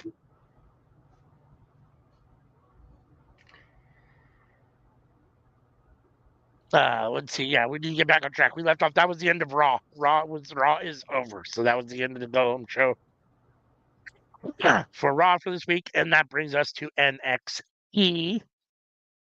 Let's see. NXT started this week with a recap of Trick Williams winning the NXT title last week from the Mad Dragon. This is spring breaking week two, and the final week. Trick's here for his big celebration. He likes the sound of hearing his name as champion, and he wants the crowd to chant, "Whoop that era," which is what he is calling his time as champion. We are officially in the "Whoop that era." Which the crowd got behind. It's not a bad line, It's but not like terrible. this kind of made me feel like I don't know if we're on the best start to Trick here. Yeah, I mean, I didn't. I mean, I thought it was okay. But it's not his best promo, and I don't know about the "Whoop that era." "Whoop that trick" is over, and it's good, but you also don't want to beat a dead horse and do too much, right? So now you've got basically kind of two "Whoop that," sayings, and that's going to be what his one trick saying in promos goes is "Whoop that" or "Whoop" or something, right? In some way, shape, or form. I think it's going to become a little stale eventually, but I guess we will see. Let's see. I, like what he's working is what he's doing is working, and it'll be fine for NXT. Yeah. But like we're gonna have to see a gimmick change from him. I'm afraid. Yeah, probably so. When he goes to the main roster, that's probably true. Because like if he was going to the main roster now, it'd be fine for a while. Like you'd be in front of a new audience. But unfortunately, like this is his era now as champion NXT, and this is going to run dry sooner than we'd probably like. Like it's still fine now, but like it's gonna run its steam. That's probably true. I tend to agree with you. I'm not sure what the shelf life is on Trick in this particular character iteration and the whoop that trick and all that stuff. We'll have to see. I mean, it could translate, but who knows? Time will tell. Let's see. Then Lash came out to the ring, and they had a little back and forth. He told her that he said to her, "You want me to be your Reese's cup?" Sure, okay, all right. Take the gold off and get to the chocolate inside. Okay. What The only are you? thing, the only thing with that is that Reese's are chocolate on the outside and the peanut butter's on the inside. Right. Um, Lash has an envelope that she claims is going to be the end of Trick's reign, but we still don't find out what's in the envelope yet. What do you think about the envelope? I'm not sure how I feel about that little wrinkle or that twist or storyline. What do you think about Lash and Trick together? Do you think they end up together? You think how does that work Uh, out with Metaphor? What ultimately happens here? What do you think? there's only one good member of Metaphor. Yes, no Mdar. So it's the same thing with Alpha Academy. I mean, don't get me wrong, I like the Tozawa dance, and I also like the backstory of Tozawa of like how he used to be like overweight and now he's one of the fittest dudes on the roster. Right. That's always a cool thing to see of somebody who's able to just transform their body like that. But like you could say the same about Gunther. I mean, he wasn't chubby like Tozawa was, but still. that was also a fantastic body transformation seeing him. Yeah, Gunther definitely, he lost probably 30, 35 pounds. Yeah, he looks pretty good. He looks a lot better. What do you think's in the envelope that Lash is holding? What could possibly be in an envelope that would end Trick's run immediately? Here's the problem: is that one, I don't know, but also I don't know if I even care. Yeah, I agree. I think that's part of the bigger problem. I think they're trying to make Trick seem more interesting, but I don't know. It doesn't. I'm not sure that this worked the way they wanted it to. Mostly just because I think Metaphor is terrible, and nobody cares about Lash Legend or Metaphor, even with no Amdar. So I think that's part of the problem. We got Gigi Dolan and Ariana Grace at a fancy dinner, so Gigi Dolan can learn some etiquette. Any use for this at all?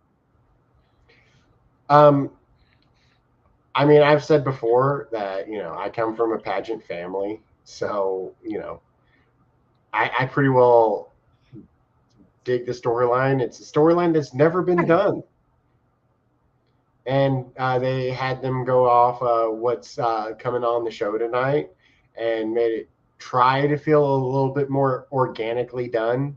Of like they're just eating dinner, and then Gigi Dolan's going off and you know doing the quotes, getting enthusiastic, getting her buffer on.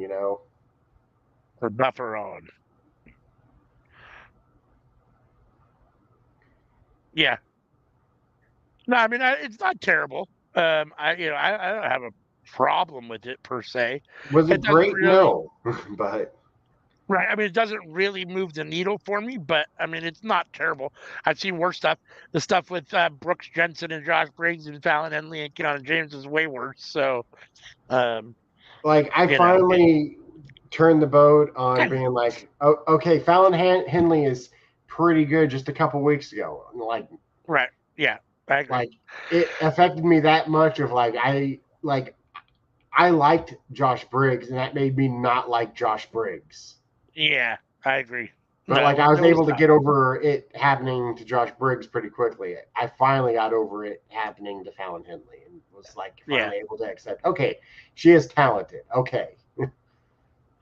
So after many stars have been taken up to the main roster, we'll have to replenish the NXT roster at some point. But in the meantime, we got a North American title match between Oba Femi and Ivar, one half of the Viking Raiders. I mean, Oba Femi, the go roster's ahead. not really hurting. I mean, they do need more women. Don't they Yeah, need talented women. But they're yeah. bringing I in mean, Julia, so that's probably going to breathe in a lot of life into their division. yeah. I mean, we'll see what happens now that Ilya's gone and Melo's gone. They're hoping that Trick fills that spot and can hold that torch for a little Um, while now that Melo's gone. a lot of people Um, are gone. You got to remember the supplemental social yeah, media drafts too. yeah. No, I'm just talking about like the top of the stack that has been the top of the pile in NXT now Like for a little while. Dijak, Braun Breaker, Baron Yep, Corbin. I yep. believe Apollo got drafted. He did get DOC were drafted. drafted. Hmm. Yeah, no, I mean, they definitely took, and like I said, taking Ilya and Melo, they took two of the biggest stars right now, or that had been in the NXT roster. So, they're hoping that Tony D and Trick can step up and carry those roles and carry NXT into, and that they'll get a little influx of some new talent. Let me ask a question, and I know that this is off topic. Why was Odyssey Jones in the draft? Why is he anywhere when he does nothing? The man literally never is on TV in I liked any him of the on draft. NXT, but the moment he left NXT, we've never seen him again. Never seen him again. And then he's in the draft. It's like, what the fuck are we doing? Like, okay, We haven't seen him very since the weird. last draft. Yeah, yeah, you're right, They actually. drafted him and we never saw him.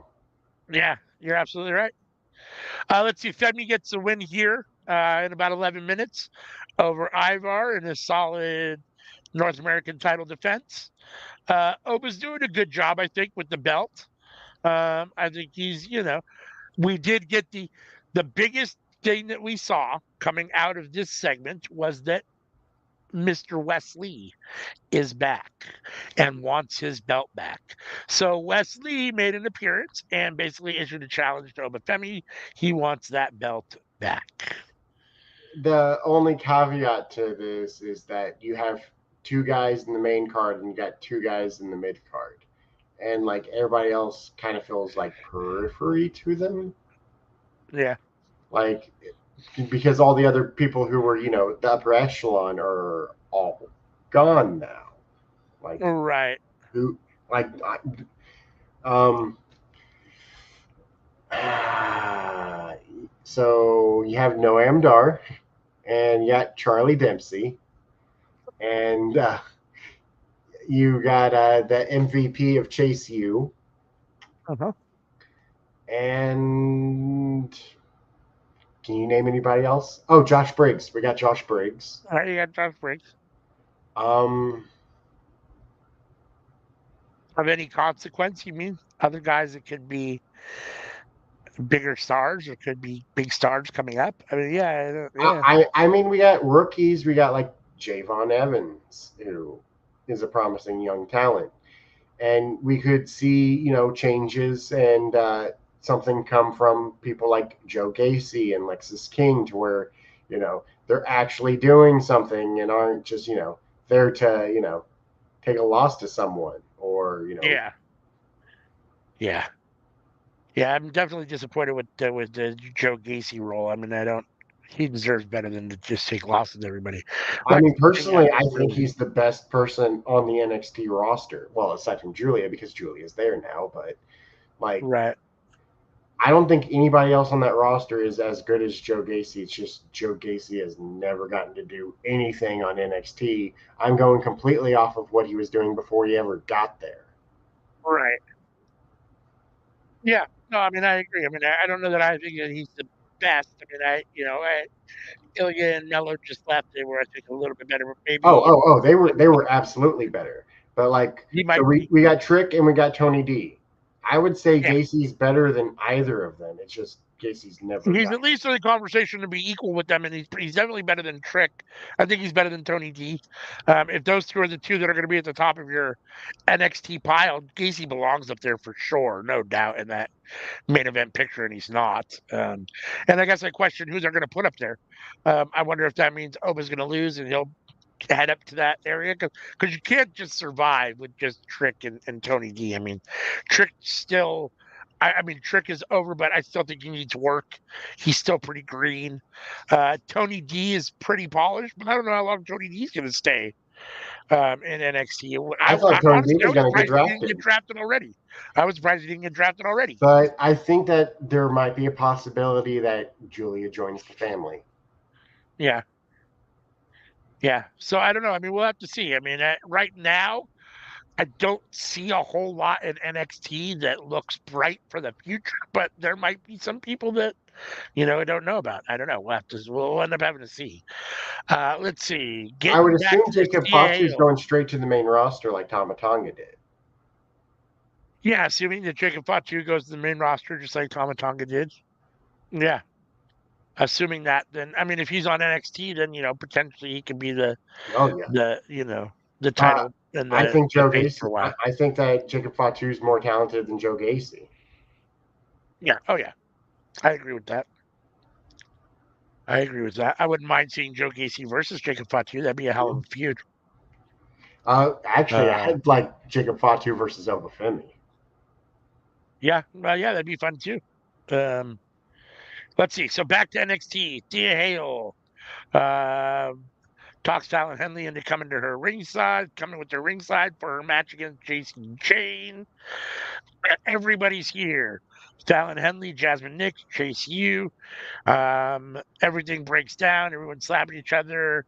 Um, let's see. Ultimately, what did that say? Hold on for a second.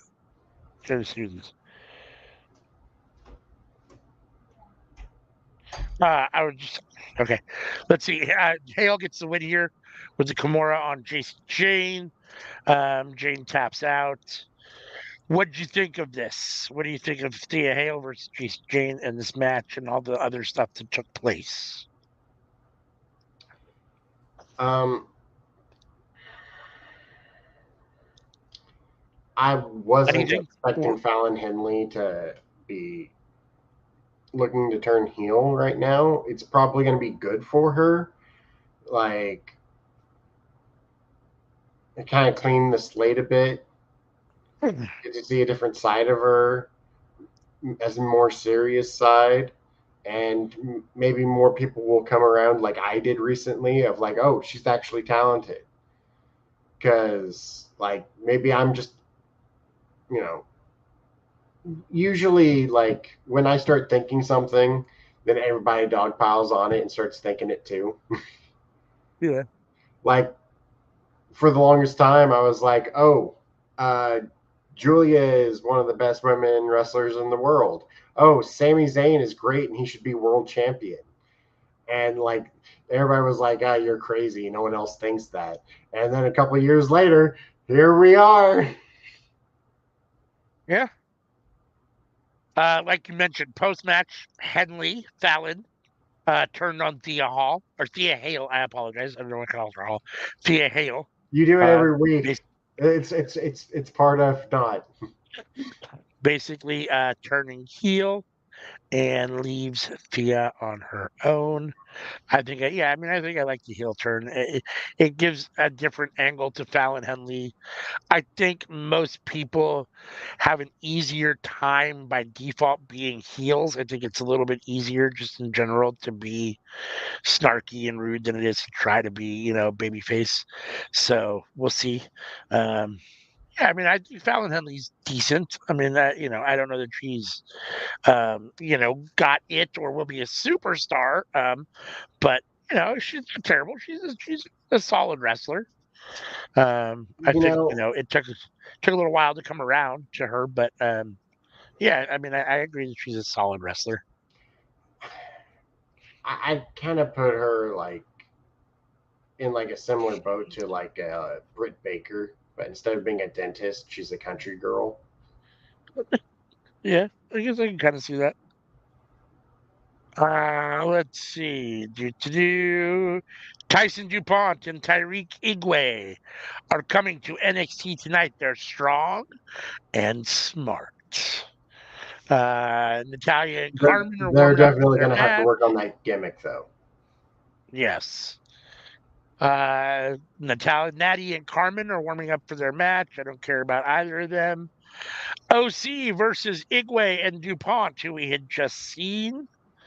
Magic Killer with the finish on Igwe at about less than 5 minutes here. So let me see if I understand this correctly. You give DuPont and Igwe a promo, little promo package segment before the show or before the match, and then they take the loss in under 5 minutes to a group that is well over the hill, does nothing anywhere, and I guess I don't understand. If you're hoping that DuPont and Igwe are going to somehow be something for the future of NXT, why are they taking a loss to OC here? That in under 5 minutes at that, like And I it's don't. probably That the makes no last sense to match me. for OC and NXT too. Yeah, that makes no sense to me at all. So, um, it is what it is. I think we should have gotten an upset there. I think the young guys should have won. Yeah, But it is what it is. Let's see. but Then we also got they a look at definitely need to work on that gimmick. Oof. yes, yeah. They did a recap of the NXT stars being drafted. Ava's here with a big announcement. We are indeed going to have a North American Women's Champion crowned in a ladder match at Battleground with 12 wrestlers competing. And those 12 wrestlers, well, we don't know, but a lot of them Oh, came oh, out. oh. Jada Parker, No, no, Salruka, no, no. Ariana Grace, Mia They're Yim, and a going bunch to of other do women to say, like a I think she said like a combine. They're going to do a combine, and then they're going to get 12, and then the 12 will do in a singles match to determine the six competitors for the ladder match. yeah, yeah, 12 wrestlers competing in qualifying matches. So, yeah, yeah. So they'll ultimately get down to 12. That 12 will get to 6, and those 6 will compete To in get a to what? ladder match to crown the first ever women's North American champion. Uh, who do you think should win that title first? Who should be the first title holder right now in NXT? Who's been presented properly? Who's ready to have that belt at this point? Who do you think? That's difficult. Anybody? There are people, but it's difficult for me to say because like we also need people to challenge Roxanne, We do. and We it's do. like And we just lost Lyra Valkyria. So that's one less down. Um, lost Blair Davenport, lost Blair Davenport. So lost that's lost another girl, Kiana James. We lost Kiana James. yeah, yeah. I'm not really too concerned about her, but yes. Um, I'm trying to think, was there any other NXT women drafted? I don't I don't think think so, but so. those I don't would be think three of the so. women who would have been in the six competing, I believe. Yeah, I mean, the question is who's the top of the NXT women's division right now? You got Roxanne Perez as a champion, and then who else are we talking about at this I think moment it's in time? Lola Vice. I think Lola Vice is number I, two. I guess that's got to be, yeah, and I'm not even that hot on her. So, No, um, I mean, I don't think she's bad. I'm not like, I don't know. like who we got Thea Hale, we Yeah, got Ariana Grace, yeah. we've Sol got Ruka, Sol Janet Ruka, Parker. Yep. we've got Tatum Yeah. Paxley. Miem Yim or Michin. Well, is Um, she officially back or is she just they're listing her name here. okay? Uh, I guess, yeah, well, she came out last night, or she came out on NXT. So, I mean, um, but like if she loses the match, is she still going to be in NXT or is she coming back that's a just really for good this question. match? That's a really good question. That I have no idea about. I I don't know. suppose if she wins, I, she'll be here for a while. yeah, I mean, I guess she's a main roster star who's just come back for a little, stint as they do. I mean, Yeah, like I don't know. Natalia or Dana Right, Brooke. exactly. Right, exactly. I Because Natalia's leaving now, and so they had to bring in another main roster talent to take Natalia's spot, and they chose her. at this moment, I'm not sure NXT Women's Division can sustain another title. I No, think they barely have enough people to even circle around the women's title, the main yeah, women's title. we were So talking to about bring that a in, month ago. Of like, there's not really yeah, enough women to compete for the women's championship, and now they yeah, introduced the second I'm bringing in championship into it. another title. Yeah, it's okay. It's a little weird. Yeah, You I'm just not made sure. your I problems even worse. I agree with that. I tend to agree with that. Like, I mean, I suppose as long as you like do a clear delineation of like A title, B title. Like if you want to do like I don't know, a Thea Hale, and you have the bottom rung women of NXT facing her, then it's like okay, whatever. But like if Yeah, you say have Julia come in and Julia wins it, then it's like, what are you doing? Your secondary title's now like better than your main one. yeah, yeah. No, I would agree with that. I mean, you definitely have to be careful about who wins the secondary title and who's left to compete for the main title because you definitely don't want to give that secondary title to someone that's going to make it better than the NXT women's title.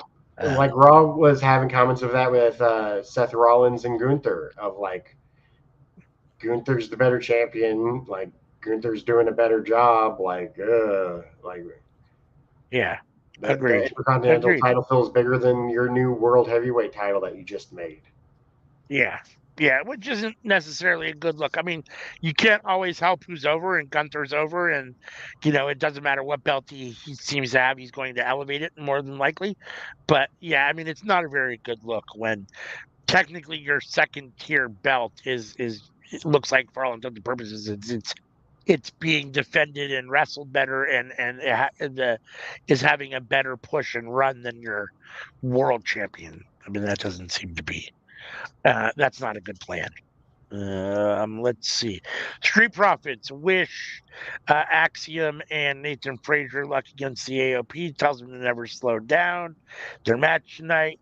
We get a highlight of Lola Vice training with Shayna Baszler for her whatchamacallit match tonight, her NXT Women's Mhm. Underground match tonight. This is the first ever women's underground match, Lola Vice versus Natty. I don't So remember they're if I ever saw Lola Vice before when she was in MMA. I don't know if I've ever actually watched one of her fights. I definitely have not. So But like um looking at it, like she was good. She was good. yeah. Um But hey, you get on TV more, you more people will know you, and you're probably going to make more money being in WWE. So like, oh, also less chance of deforming your face. yeah, I mean as much opportunity as there is to take an injury in professional wrestling, I think it goes up 10 to 20 to maybe even 100 times greater chances of taking an injury in full contact mixed martial arts, where it is full contact, where there isn't any kind of choreography going on, where there's no predetermined anything, where there's just you know or The in theory there shouldn't be. the difference between MMA and pro wrestling. In MMA, you're Huh, trying to hurt your opponent. In sure. wrestling, you're trying not to let your opponent get hurt. Yeah. Yeah. No, that's a perfect analogy or a perfect analysis. Let's see. Sean Spears versus Rich Holland next. Um, a DDT from Ridge Holland gets the win for Ridge. I thought Ridge retired.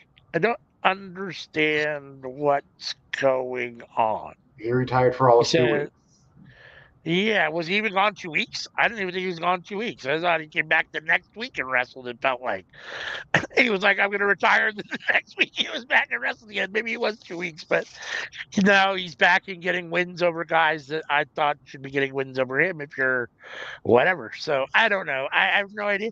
I mean, maybe they think of Ridge Holland, Sean Spears as future guys that could potentially be big names on NXT. I mean, Sean Spears, is obviously already a fairly big name. People know him obviously as Ty Dillinger, and then obviously Sean Spears from AEW. I So think Sean I, Spears could be. I do. yeah, I don't know if I they do, but I do. I do. I don't know if Rich Holland can be. I'm not Um, sold on Rich Holland in any way, shape, or form. no, I mean, he looks the part, but that's about it.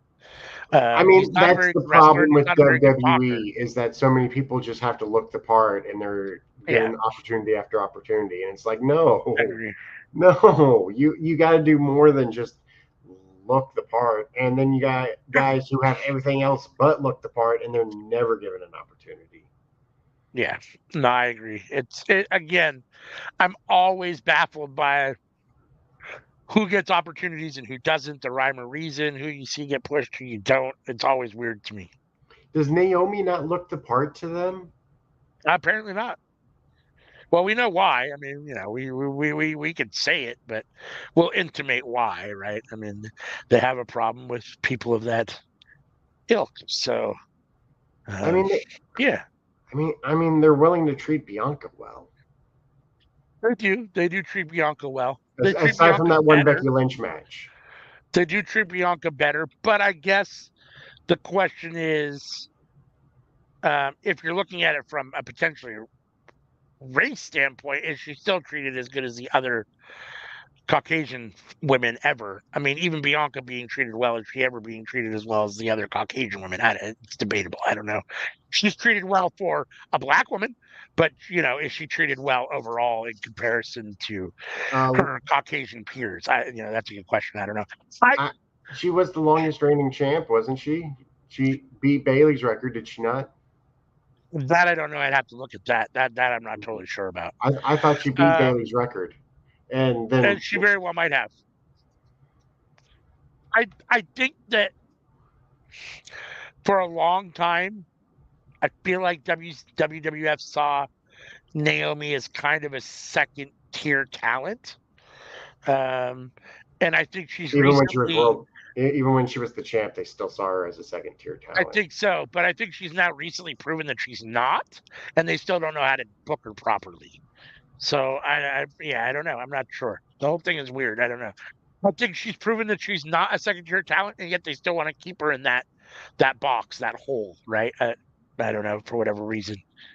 And I'm not convinced that some of it isn't still being petty and spiteful for her and Sasha walking out, right? I mean, I don't know that, but it wouldn't surprise me if there's still a little bit of, oh well, you're gonna be punished a little bit before we actually let you, whatever. You're gonna lose to Tiffany Stratton. You're gonna get eliminated first in the elimination chamber. You're gonna have to pay some dues because you walked out on us. You were acted unprofessional. You know what I'm saying? So I don't know. Me I personally, I would mean, never agree to go back to that environment, but for us doing the draft on the cookout, Naomi was a second round draft pick. Uh, and oh, what's her face? Tiffany Stratton was a fourth round draft pick or third, fourth or third. I think yeah, third or fourth at the end of the third, beginning of the fourth, somewhere right there. Yeah. But like WWE's treating Tiffany like at a higher level, and like none of us agree, like Yeah, at no, all. I mean WWE treats them the other way around, like as if Tiffany Stratton's a second round draft pick and Naomi's a third or fourth, and I think it's opposite. So, and I Mhm. think Naomi's proven that. I mean, if for no other reason, just the experience. I mean, she has so much more experience. She's so much better in the ring at this point than Tiffany is, and yet, it is what it is. Tiffany's getting the push over her. So, again, I often wonder what they had to give her to be willing to come back to, in many respects, a less prestigious position than she was in, especially in TNA. I mean, TNA, she came right in, they put the belt on her. They made her champion. They made her the focus of the whole women's division right away. Like, she was a big deal. And now she's back in WWE and doesn't feel like a big deal again. I mean, I mean, looking back at what we did on the cookout, that second round, the women who we picked, like that goes to show that there is a solid roster of women on the main roster. yeah, Like I would agree Bailey with was that. in the second round. Yeah, yeah, Io was in the second round. yeah. Oscar was in the second round. No, you got her first round, buddy. Third.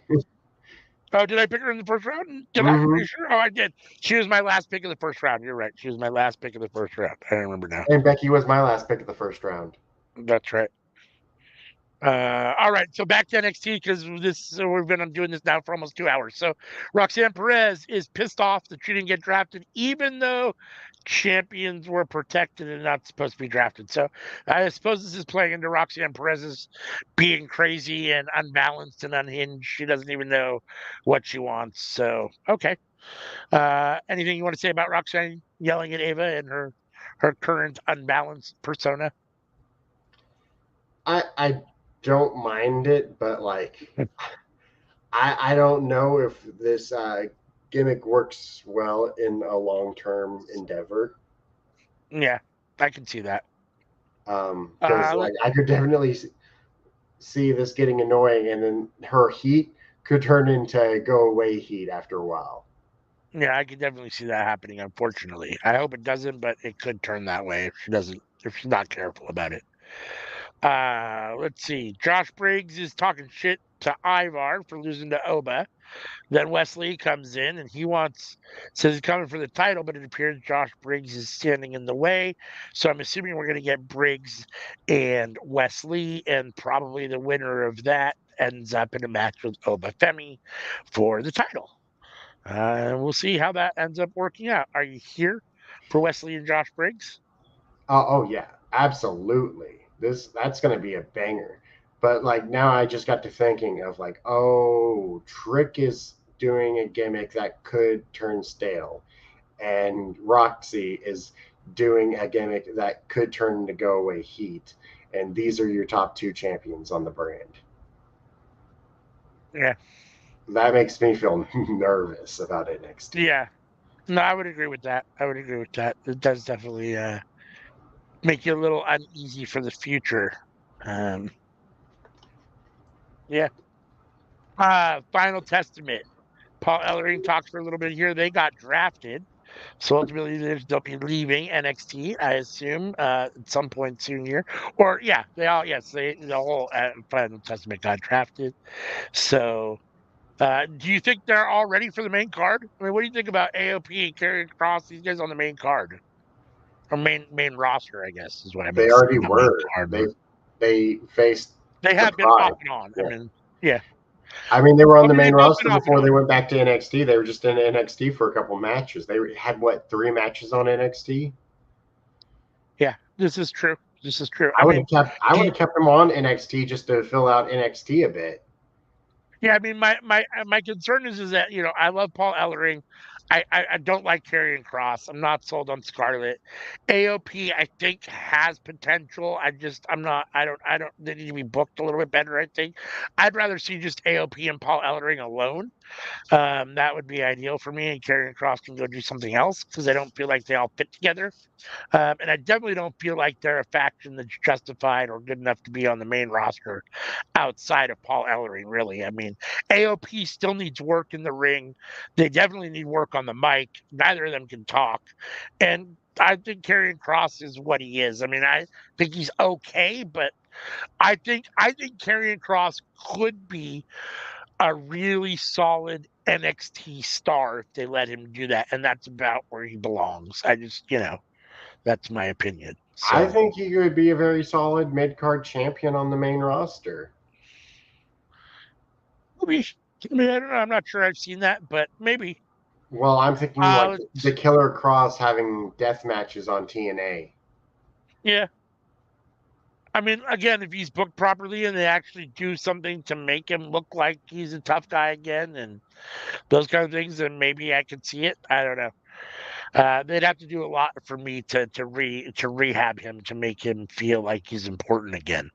But let's see. The D'Angelo family wants the Heritage Cup and it's going to be a group effort. They want Charlie Dempsey's Heritage Cup. Uh, Tony D doesn't give a shit. I don't imagine really. I mean, I guess he's a boss, so it is what it is. But that seems a little below him. Stacks, I can see. That's I guess a good spot for him. Um, Stacks and Dempsey for the Heritage Cup at some point, but it feels like the Heritage Cup is below Tony D. I don't know. Well, Feels I feels don't like know Tony D about should that be. anymore. I mean, it feels like Like Tony D Tony should be D in the lost main. his shot at the world title, so like Yeah, it gives but it Tony D feels like he something should. to do, something to brag about, gold to carry around. Like It does. It feels like he should be in the main event picture though with against Trick. I mean, it feels like that's not.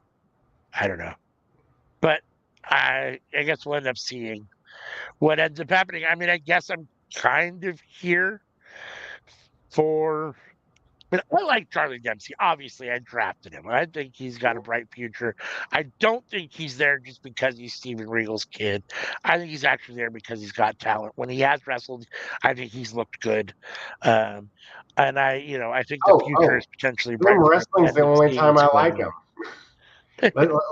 I'll make that clear right now.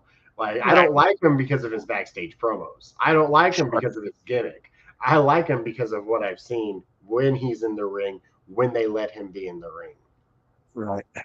But like All right. as Chase said on Tuesday, we never see this dude. This is true. We definitely don't see him enough. That's for sure. Let's see. Next match, tag team titles: AOP versus Axiom and Frazier. Axiom and Frazier get the win. Um, in about 10 minutes. Obviously, I figured Axiom and Frazier were winning here because these guys are going to the main roster. I mean, I know that people are doing double duty, but that always seems weird to me, especially to put belts on guys that just got drafted. That would be very odd, at least in my personal opinion. So it doesn't Like, oh, surprise you me guys that got Axiom. drafted the night before. You really think you're gonna win this? Right. I mean, so I understand why Axiom and Frazier won here. Listen, in a vacuum, I like Axiom and Frazier. I think they're solid. I like them both. I'm a little warmer on Nathan Frazier than Axiom, but overall, they don't feel big enough to be title holders in NXT. I just don't feel like they're over enough. You need, I mean, I understand that NXT is a proving ground. This is your chance to get over. This is your developmental, your minor leagues. I get it. And so you're going to have whatever, but it just feels like, I don't know, like they don't quite hit the mark for me. What about you? Are you Frazier Axiom fans? I mean, No, what do they do it for you? They no, move the needle for you? no. Neither one. Huh? Neither one of them. And Neither also, one, not even as singles guys. I would say I liked A Kid more, but like now he's Axiom, so I like him even less than I did when he was A Kid. Ridge Holland checks on Thea Hale, who is upset about the betrayal from whatchamacallit, Also, I Fallon want to Henley. state that like they did a backstage with Axiom and Nathan Frazier with the Street Profits, and like on the main roster, I don't feel like the Street Profits are big dudes, but man, did they tower over those two. Yeah, yeah, yeah. Frazier and Axiom are small scheme of things. Metaphor says next week they're going to reveal Lash Legends envelope. I know you said you don't really care, no interest, doesn't matter. Let's see. Fallon Henley tells Keanu Jordan that she's going to start putting herself first. I don't know what that means. Is that I'm not totally sure exactly what that means. That saying I'm going to start putting myself first almost feels like a heel line. So Wait, I'm not her name totally is sure. Kiana. Who? Kalani Jordan. Did I say Oh, Kiana? Kalani. I heard Kiana. Oh, I'm sorry. I might have said that too. I might have said Kiana. Kalani Jordan. Um, Fallon Henley saying that almost feels like it's a heel line. So I don't know. Whatever's whatever. I think she's turning heel. Like Yeah. that seems to be the direction it's going, and Yeah. it'll probably be good for her depending on what the character turns into. Yeah. Well, let's see. Anofe and Blade worried about breaking the mirror last week and bad luck and black cats. This was a little weird spot. What do you think of this spot with the black cat and the superstition stuff? You like Anofe and Blade? No, No, mm-mm. don't do it for you, huh? A lot of this roster Uh, doesn't do it for me. A lot of it. yeah. All right, that brings us to our main event of this week's SmackDown and the main event of our Spring Break-In 2-week event. This is Spring Break-In Week 2, the final match. Natalya versus Lola Vice in a first ever women's WWE Um, Underground match. Before we get into that, I'd like to state only one tag team in NXT does it for me, and one of the guys is injured. There you go. Love me some coffee. There you go. Let's see. Lola Vice gets the win with the spinning back fist for the knockout in about 12 minutes. Um, I didn't like this. I don't like these matches. I don't like WWE Underground. I don't think it works. I think it has the same issues that I tended to have with Bloodsport. I think Bloodsport this year was the first year I didn't really feel this way. It feels we all know WWE, we all know wrestling is scripted. We all know it's got a predetermined outcome, which I think works okay when you have traditional wrestling matches. When you put people in a more when you put people in an environment that's supposed to be more of a traditional fight and you give it the implication that this is a fight as opposed to what you normally do, this is a different situation. It just doesn't work when it's then scripted still and still looks like everything else that happens. I mean, it's not different enough. There's just not enough going on to make it different enough to make it feel like this has importance over any other kind of match, in my opinion.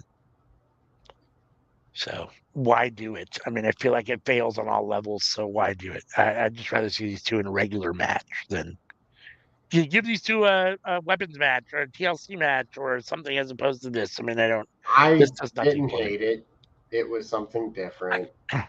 Um, if they're going to do stuff like this, I'd prefer them do it on NXT than the main roster, anyways.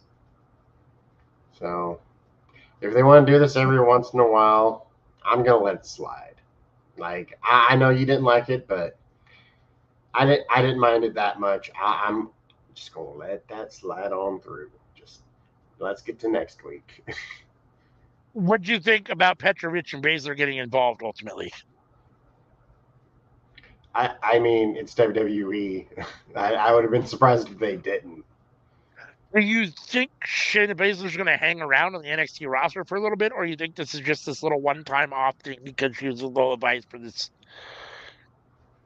Honestly, probably not, but I wish she would. I I mean, wish she would, because they ain't got nothing for her on the main roster. They drafted her, and she got drafted so late in the draft, and it's like, I don't even think she was drafted on TV. She was a social media draft. Like, that's how little they care about you, Shayna. Like, you're the longest reigning NXT women's champion in history, the first ever two-time women's champion in NXT. Like, yeah, they got I nothing for agree. you. They got Yeah. nothing for you. Yeah, I mean, I'd rather her be on NXT and actually have something than just be doing what she's been doing on the main roster, which is nothing. I mean, She's um, trying to make Zoe it's Stark look good. yeah, no, it's a travesty that they've basically wasted Shayna Baszler for all intents and purposes. I mean, She um, she has she has the position that AJ Styles had with Omos. Your job is to try and make this person look good for the future. yeah, yeah, no, I get it. That it's a shame, unfortunately.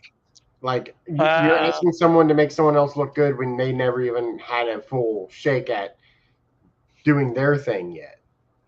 right. Yeah, no, I agree. So that was the main event of NXT this week. Um, this show overall, I thought was probably mid to end of the pack. Um, I wasn't overly impressed with it. I didn't think it was terrible, terrible, but I didn't think there was anything really great on it. Uh, Um, I and thought I it was thought the better than SmackDown last week. I didn't watch SmackDown last week, so I can't really make that comparison. If I'm not on the watch along, I tend to not watch SmackDown. So And and because you're there's definitely not doing the watch along tomorrow because you're doing Saturday for sure. 100%. Um, If I wake up in time, I will join you. sounds good. Let me see here. What else was I going to say? I was going to say something. I mean, I think it was, okay. I didn't think it was great. But we'll see. Now we're post draft. They got, like I said, they've got to kind of refill the roster, replenish the roster a little bit, see who they're going to move up into some of those bigger roles. Since Ilya and Mello left, they need a couple guys at the top of the pile. That might be Obafemi and Josh Briggs. It could be other guys. They could have their eyes on other guys. Who knows? We'll see. Maybe they're planning on Trick Williams being able to carry it. I don't know that he's at that point yet. But interesting things to come in NXT. So to round this out, and we're going to do this quick because it's already been 2 hours and it's already Uh, late here. So I I know it's was late for actually you. just about to say we should be getting to the Backlash preview because I want to get off in the next 20 minutes. Yep, let's fire through. You got the matches? Yes, I do. World Heavyweight Championship match: Damian Priest versus Jey Uso. I got Damian Priest. Yeah, Damian Priest has got to win here. I mean, he can't lose right now. If he loses right now, the whole thing looks stupid. He waited too long to cash in. He cashed in on a in a situation like most people do, where the champion was already severely beat down and already ready for the ripe for the picking, and now he's going to lose here. I don't see that happening. And they're hot on Jey Uso, and in theory now would be a right time because he's Oh yeah, warm. But I just don't think it's. I don't think it's the right time to take the belt off Damian like Priest yet. So like if they wanted to do it, like WWE still looks fine. Like it doesn't hurt WWE at all to put the belt on Jey Uso. no, Like the only person it makes look bad is Damien in the Judgment Day. But the thing is, they could do it if JD is the reason why. yeah, I mean I can see that. I mean if the They've goal been is building to. up to JD keeps screwing stuff up. He keeps screwing stuff up. And oh boy, if Damien loses his very first title defense because of JD, oh, that Monday is going to be something. Yeah, I mean if you want to. I mean if your goal is to dissolve the Judgment Day, that's a good way to do it. Um, Unfortunately, it's at the Expense of Damien at, Priest. at the expense of Damian Priest and this title, this first title run of his. I mean, he'll be champion more than once, so it is what it is. But at the same Really? time, yeah, it's. Is he going to be? I think so. I think he's got a bright future. I think he's got the. I think he'll hold the prime more than once. I mean, he's Um, what, 41? is he that old? I thought he was like in his late 30s. But He's yeah, like the either same way, I age mean, as LA Knight. okay, yeah. I don't know. I mean, maybe not. I don't know. I mean, we'll see. We'll have to see. But it feels like he could hold it again at some point. So, and if Like they're when not you going to let look him at hold this, it and again, then it's like, oh, Roman Reigns is 3 years younger than these dudes. yeah. If he's not gonna, if he's not gonna hold it again, then he needs a longer run now. I mean, it should be. So yeah, I think he gets a win here. I think that's also the holdup with LA Knight is because of LA Knight's age. Like once dudes get into their 40s, I mean, unless you're Brock Lesnar, they usually don't like putting titles on you anymore. Right. Yeah.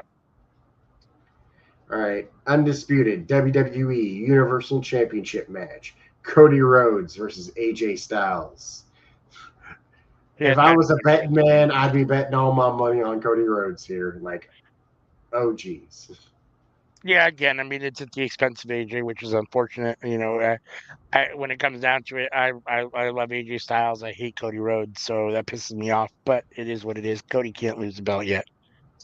But like, Unfortunately, they're serving AJ to Cody. but they could not. They could not put LA Knight in this position because the crowd could turn on Cody. No, I agree. I mean, I think LA Knight's probably the guy to take that belt off of Cody. So you got to let him breathe ultimately and have a few matches before that happens and have Cody have the belt for a little bit. But yeah, I think the way to do it is for LA Knight to win the Money in the Bank. and bank. Yeah, That's the perfect way of getting LA Knight to be the world champion is Money yeah. in the Bank. No, I could definitely see that. All right, WWE Women's Championship match: Bayley versus Tiffany versus Naomi. It's Bayley's I mean, first title defense, so Bayley. Bailey's got to win. As much as I think Bailey and Naomi are roughly on the same level. Tiffany's not on their level quite yet, and I think ultimately this is still. This is so weird because Bailey's the champion, but Bailey's in the Tiffany Naomi story. It's like she's a secondary character in the Tiffany Naomi feud. Which It's this weird. But this is a thing that has happened several times where two people are feuding. Their feud's the hottest thing going so at they that so moment. they insert So the champion. Yeah, yeah, like yeah. it kind of went that way a bit with Ilya and Mellow and Trick. Trick Yeah, Mellow Gang. Yeah. yeah, definitely. So yeah, no, I assume that Bailey gets the win here and retains her title. All right. Next up, WWE Women's Tag Team Championship match: the Kabuki Warriors versus Bianca Belair and Jade Cargill. And this, I think, is going to be the only title change on the card. Yeah, I mean, wow. Um, this is interesting for me because they've held off on putting Jade on TV for, in the ring a lot, or so far per se. Um, are they going to put a belt on her basically in her first real match? I mean, I know she's in a match, it's a tag team and she's with Bianca, so it's not like she's solo and has to carry it all herself, but um Asuka and Kyrie have proven how good they are. The Kabuki Warriors are, probably one of the better women's champions in history of WWE Oh, yeah. at this point. And oh man, I don't know. I mean, yes, I mean it feels like it. There's nothing wrong with putting the belts on Bianca and Jade. I just wonder if they're ready to do that for Jade at this point. But yeah, if they do that, I'm fine with it. I mean, ultimately, making a pick here, having a pick for like predictions purposes, I'd probably go with the Kabuki Warriors just because I'm not quite sure they're ready to put it on Jade yet. But um, it could go either way. This is a tough one. All right. Next up, Kevin Owens and Randy Orton, RKO, versus the Bloodline, Solo Sikoa and Tama Tonga. This is Thomas' first. It's going to be Thomas' first match. Mm-hmm. Man, it feels like you're trying to bring Tama in, hype him up. You're trying to give Solo, or you're trying to warm him back up again. Solo's taken a fair amount of losses and it's cooled down. It almost feels like Solo and Tama need this, but I don't know how. I don't know how you book Solo Sikoa and Tama Tonga to beat Randy Orton and Kevin Owens. Like, I'm not sure how you do that. KO and Orton, or KO and Orton are up here, and um we don't even know what Tama Tonga is yet, where he is as far as where he ranges. And Solo Sikoa is, I like him, but he's below them, at least one tier below Orton and Owens. So it seems to me Orton and Owens would have to get the win here, but I don't know. I mean, Tama's first match, maybe they can have an upset. It is a little tough. I mean, I'm going to pick Orton and KO for predictions purposes, but I don't know. You could see maybe something unpredictable happen here. Yeah. Oh man, you are not wrong. You are definitely not wrong. It is Tama Tonga's first match, and they do want the Bloodline to look good. Uh, yeah, this match, I'd give it a 50-50. I'd give it a 50-50. Yeah. But the women's tag titles are not on the line. The men's mid card titles are not on the line. Mm-hmm. And the only title I see changing hands is the women's tag team titles. Yeah, I suppose that's possible. Because I don't like.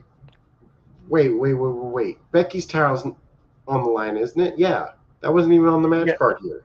Becky Oh, versus it's not Liv. there. They didn't even have that Yeah. listed. Yeah.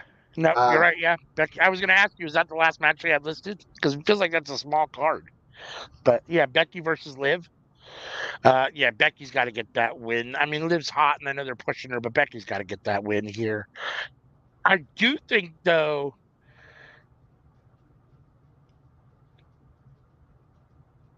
I don't think Liv wins here. I do think they have to put the belt on Liv before Rhea comes back because I think Liv should be the champion when Rhea comes back, so that Rhea takes the belt from Liv as whatever. But I don't necessarily know how you get there from here. I'm not totally sure. I don't know exactly when Rhea's coming back. I don't know how long she's gone for and all that stuff. I don't know how much time you have to do X, Y, Z. But it feels like that should be the natural progression. but don't you want Liv to have a bit of a run before Rhea comes back and takes it off of her? Yeah, I think so. That's the So way to do it. it really doesn't hurt Becky to drop a title. Yeah. Yeah, I don't know. Like she's the made man on the roster, pun intended. She is. She absolutely is.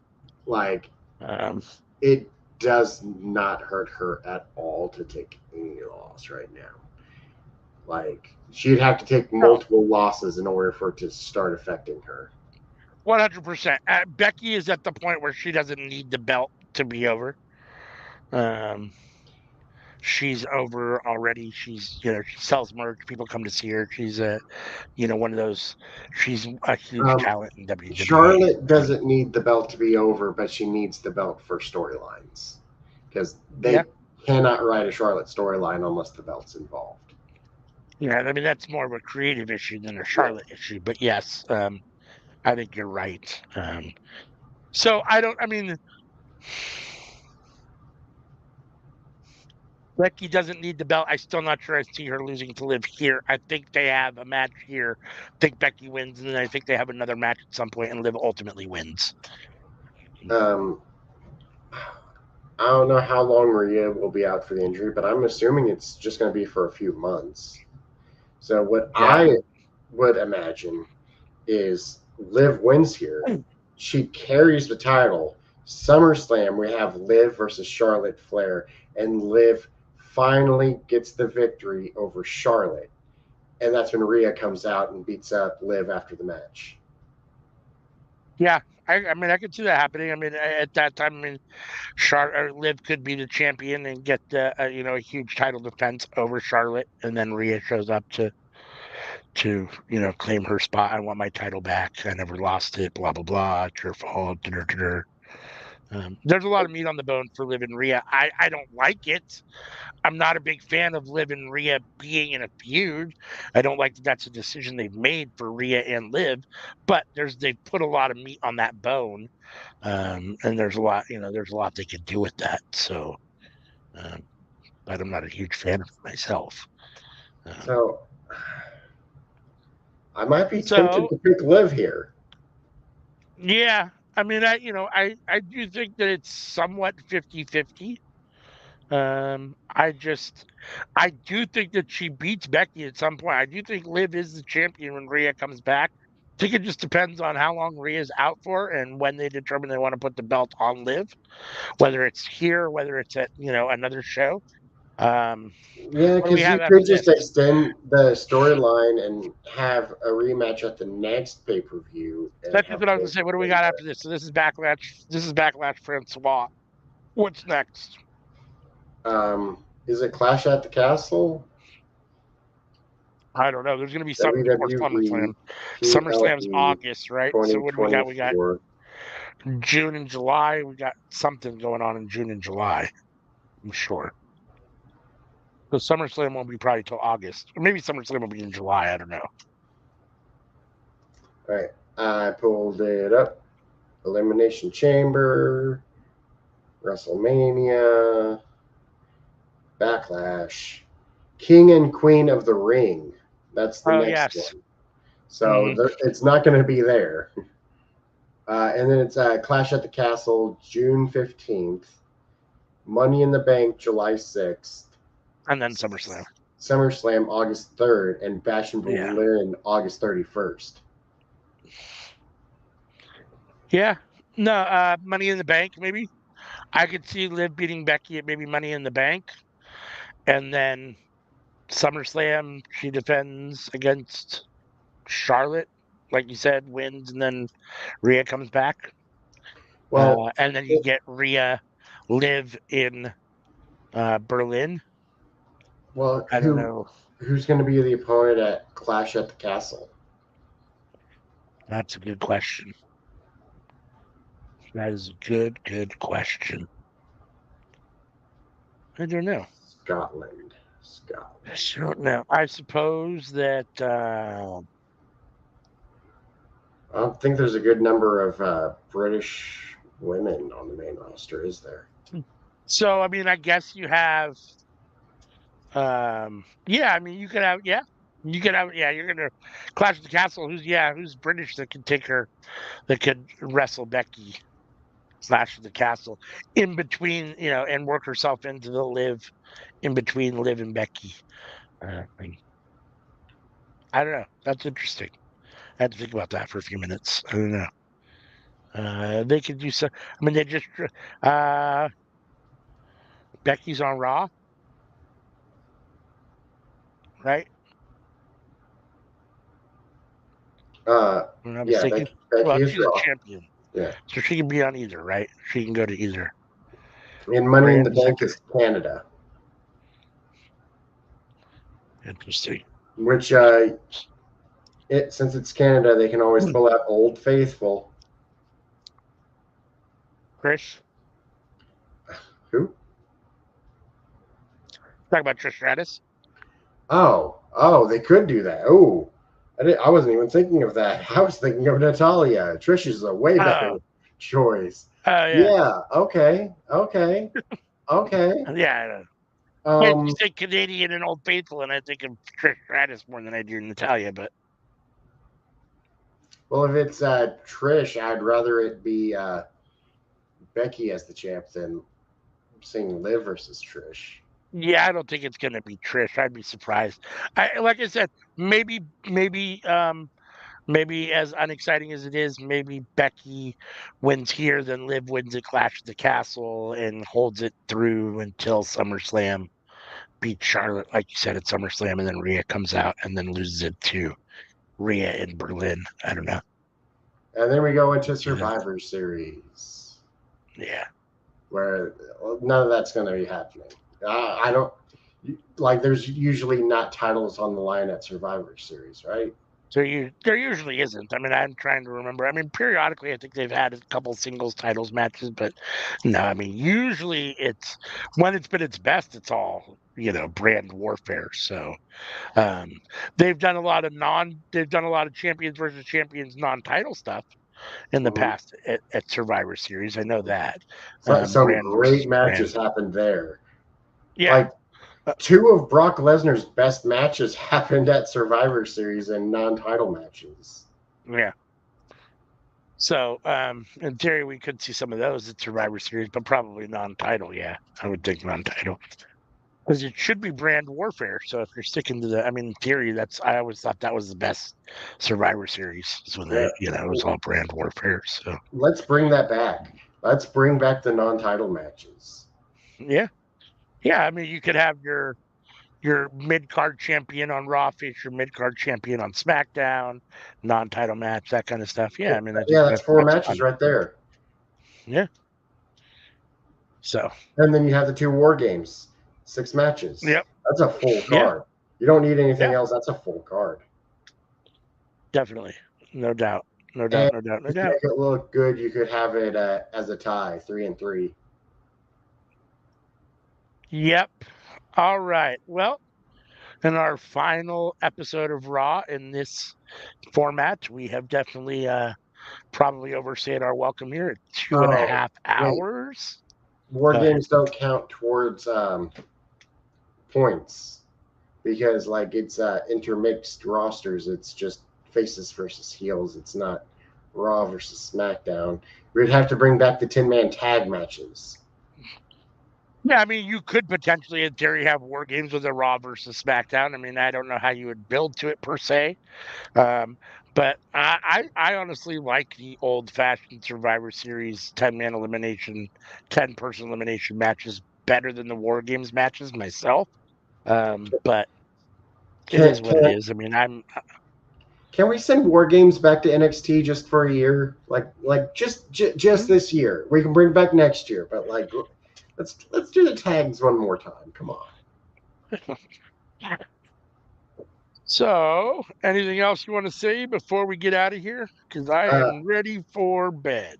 Tune in tomorrow for our Friday night fights. Tune in Saturday for Backlash. Tune in Sunday for Enter the Square Circle. Tune in Monday for Sing Stars. Tune in Tuesday for the Cookout Podcast. Yes. Tuesday, we'll be talking about our 10 favorite men's wrestlers. So, as Sammy said, make sure you're here for all those shows. If you're not subscribed, hit that subscribe button. Please hit the bell to be notified. Then you'll be notified every time we drop something because we always put out a notification so you won't miss nothing. And hit the like button on this video. We appreciate it. And until next time, peace.